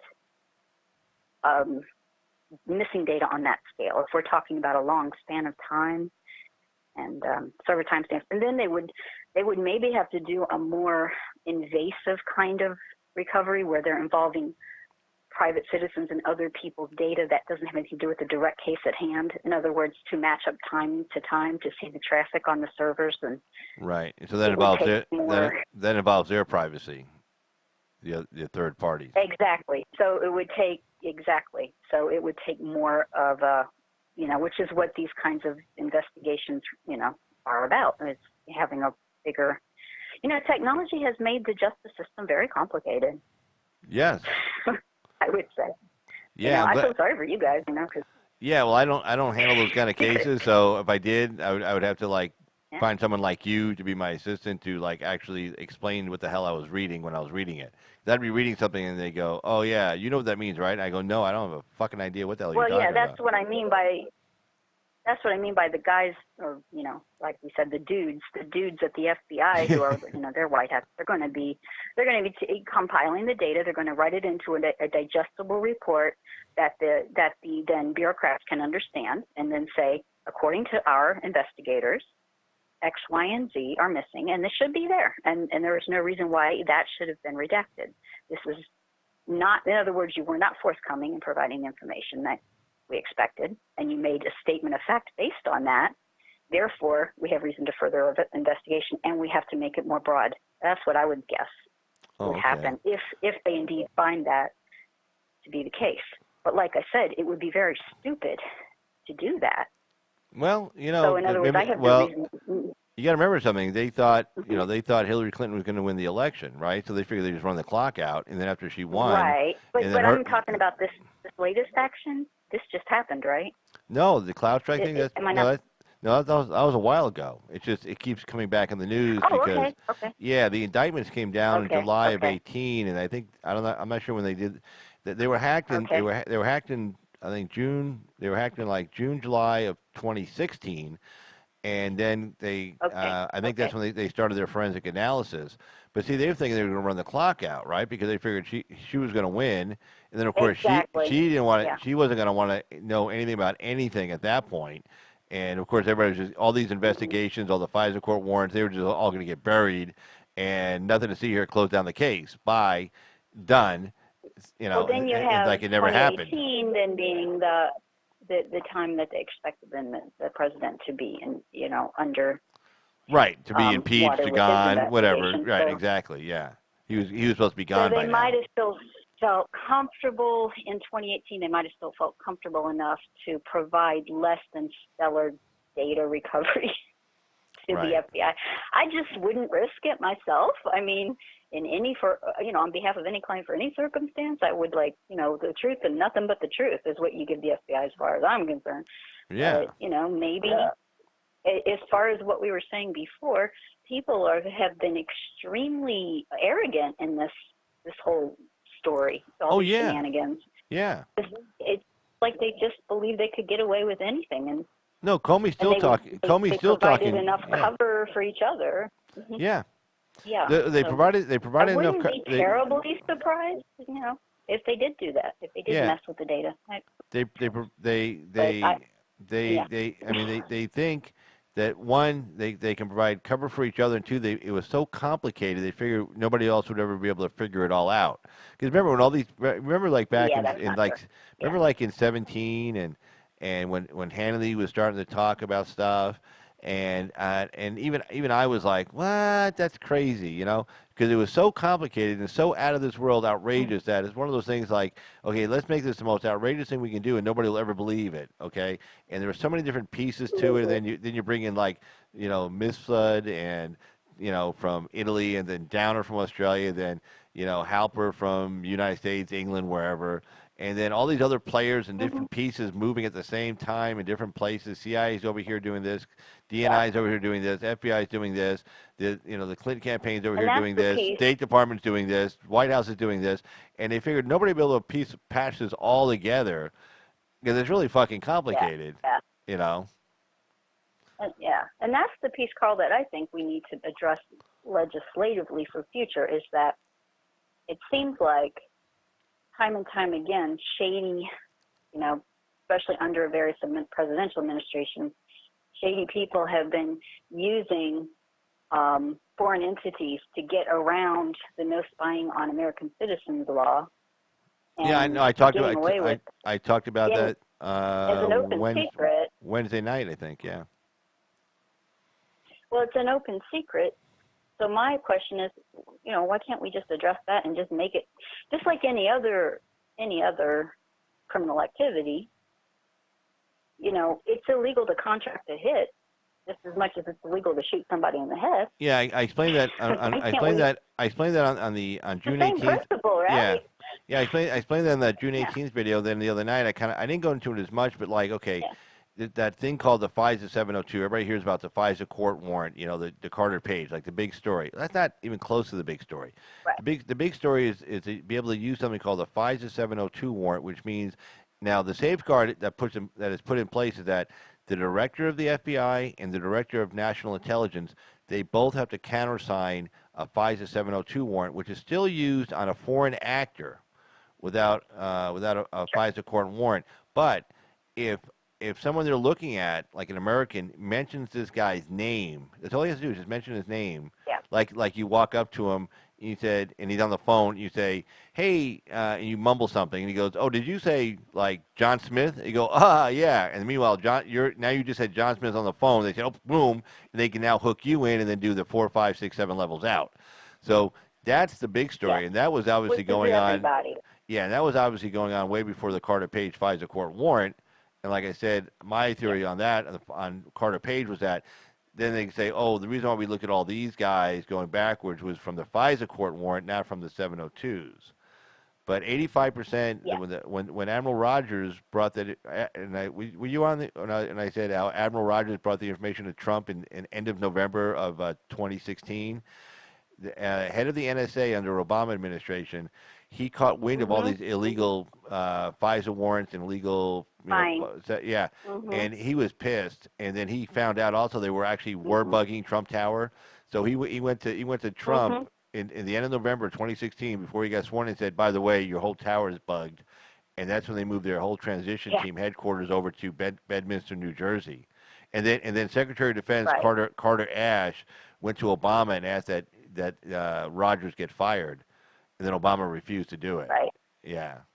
So that's my question: is how is it a crime in our country, for example, to hire somebody, contract somebody to commit a crime in any other kind of manner, but it's not illegal to contract somebody to commit what would be a crime if they did it themselves? Right. I don't know. Yeah. I have no idea. How is that a thing? No, and I said that they only have to go one level out. They just call up British intelligence and they say, hey, can you spy on this guy for us? You do this for us. Right, because for them it's for the British, the American guy. It just should. I just don't get that. Yeah, for the British, the American guy is a foreigner, so they can do it, right? So it's just I know it's totally stupid, crazy. Yeah, but for them and their laws, but for the guy putting out the hit, it should be illegal still. It should be.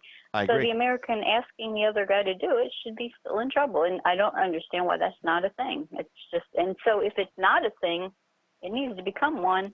Yes, I agree. It needs to be addressed in a real way. And so why hasn't somebody like Ted Cruz, for example, brought that instead of playing footsie with AOC? Why don't you bring that to the floor? It's like, hey, you need to do something about this. This is a law that has to be written here. No, I agree. It could be one-page law. I agree. Oh, yeah, it could be nothing. Just say, okay, CIA and DNI and FBI cannot ask a foreign intelligence agency to spy on an American overseas or to spy on an American, period. Boom. Right? That's it. It's two sentences. Yeah. It's two sentences. Make it That's Make it. it two sentences and we're done. Everybody signed. There'll be enough room for everybody to sign on the same page. Right, Just like the Declaration of Declaration Independence. of Right, Independence. and then you say it's a felony punishable by up to 20, from 10 to 25 years In fact, in print prison. it up on a big old piece of parchment paper and bring in a quill pen and get it done the old-fashioned way. That's what I suggest. Totally. You know, hey, I'm a simple person. Yeah. But I tell you what, I'm going to end the live stream. So stay on the phone. I'm going to end the live stream for the night. Okay. So I just want to tell everybody in the chat, thanks for being on the chat. I want to say thanks to Effie Loves America for the great phone call and conversation. As usual, Miss Effie Loves America. And I want to thank everybody who's been viewing us and all those who will be viewing us later. Thanks to all my mods and everybody else. And for Carl's opinion, this is Carl. Have a great night. And Miss Effie Loves America, would you like to say good night to everyone? I'd like to say good night and go get your Equifax money from the government website.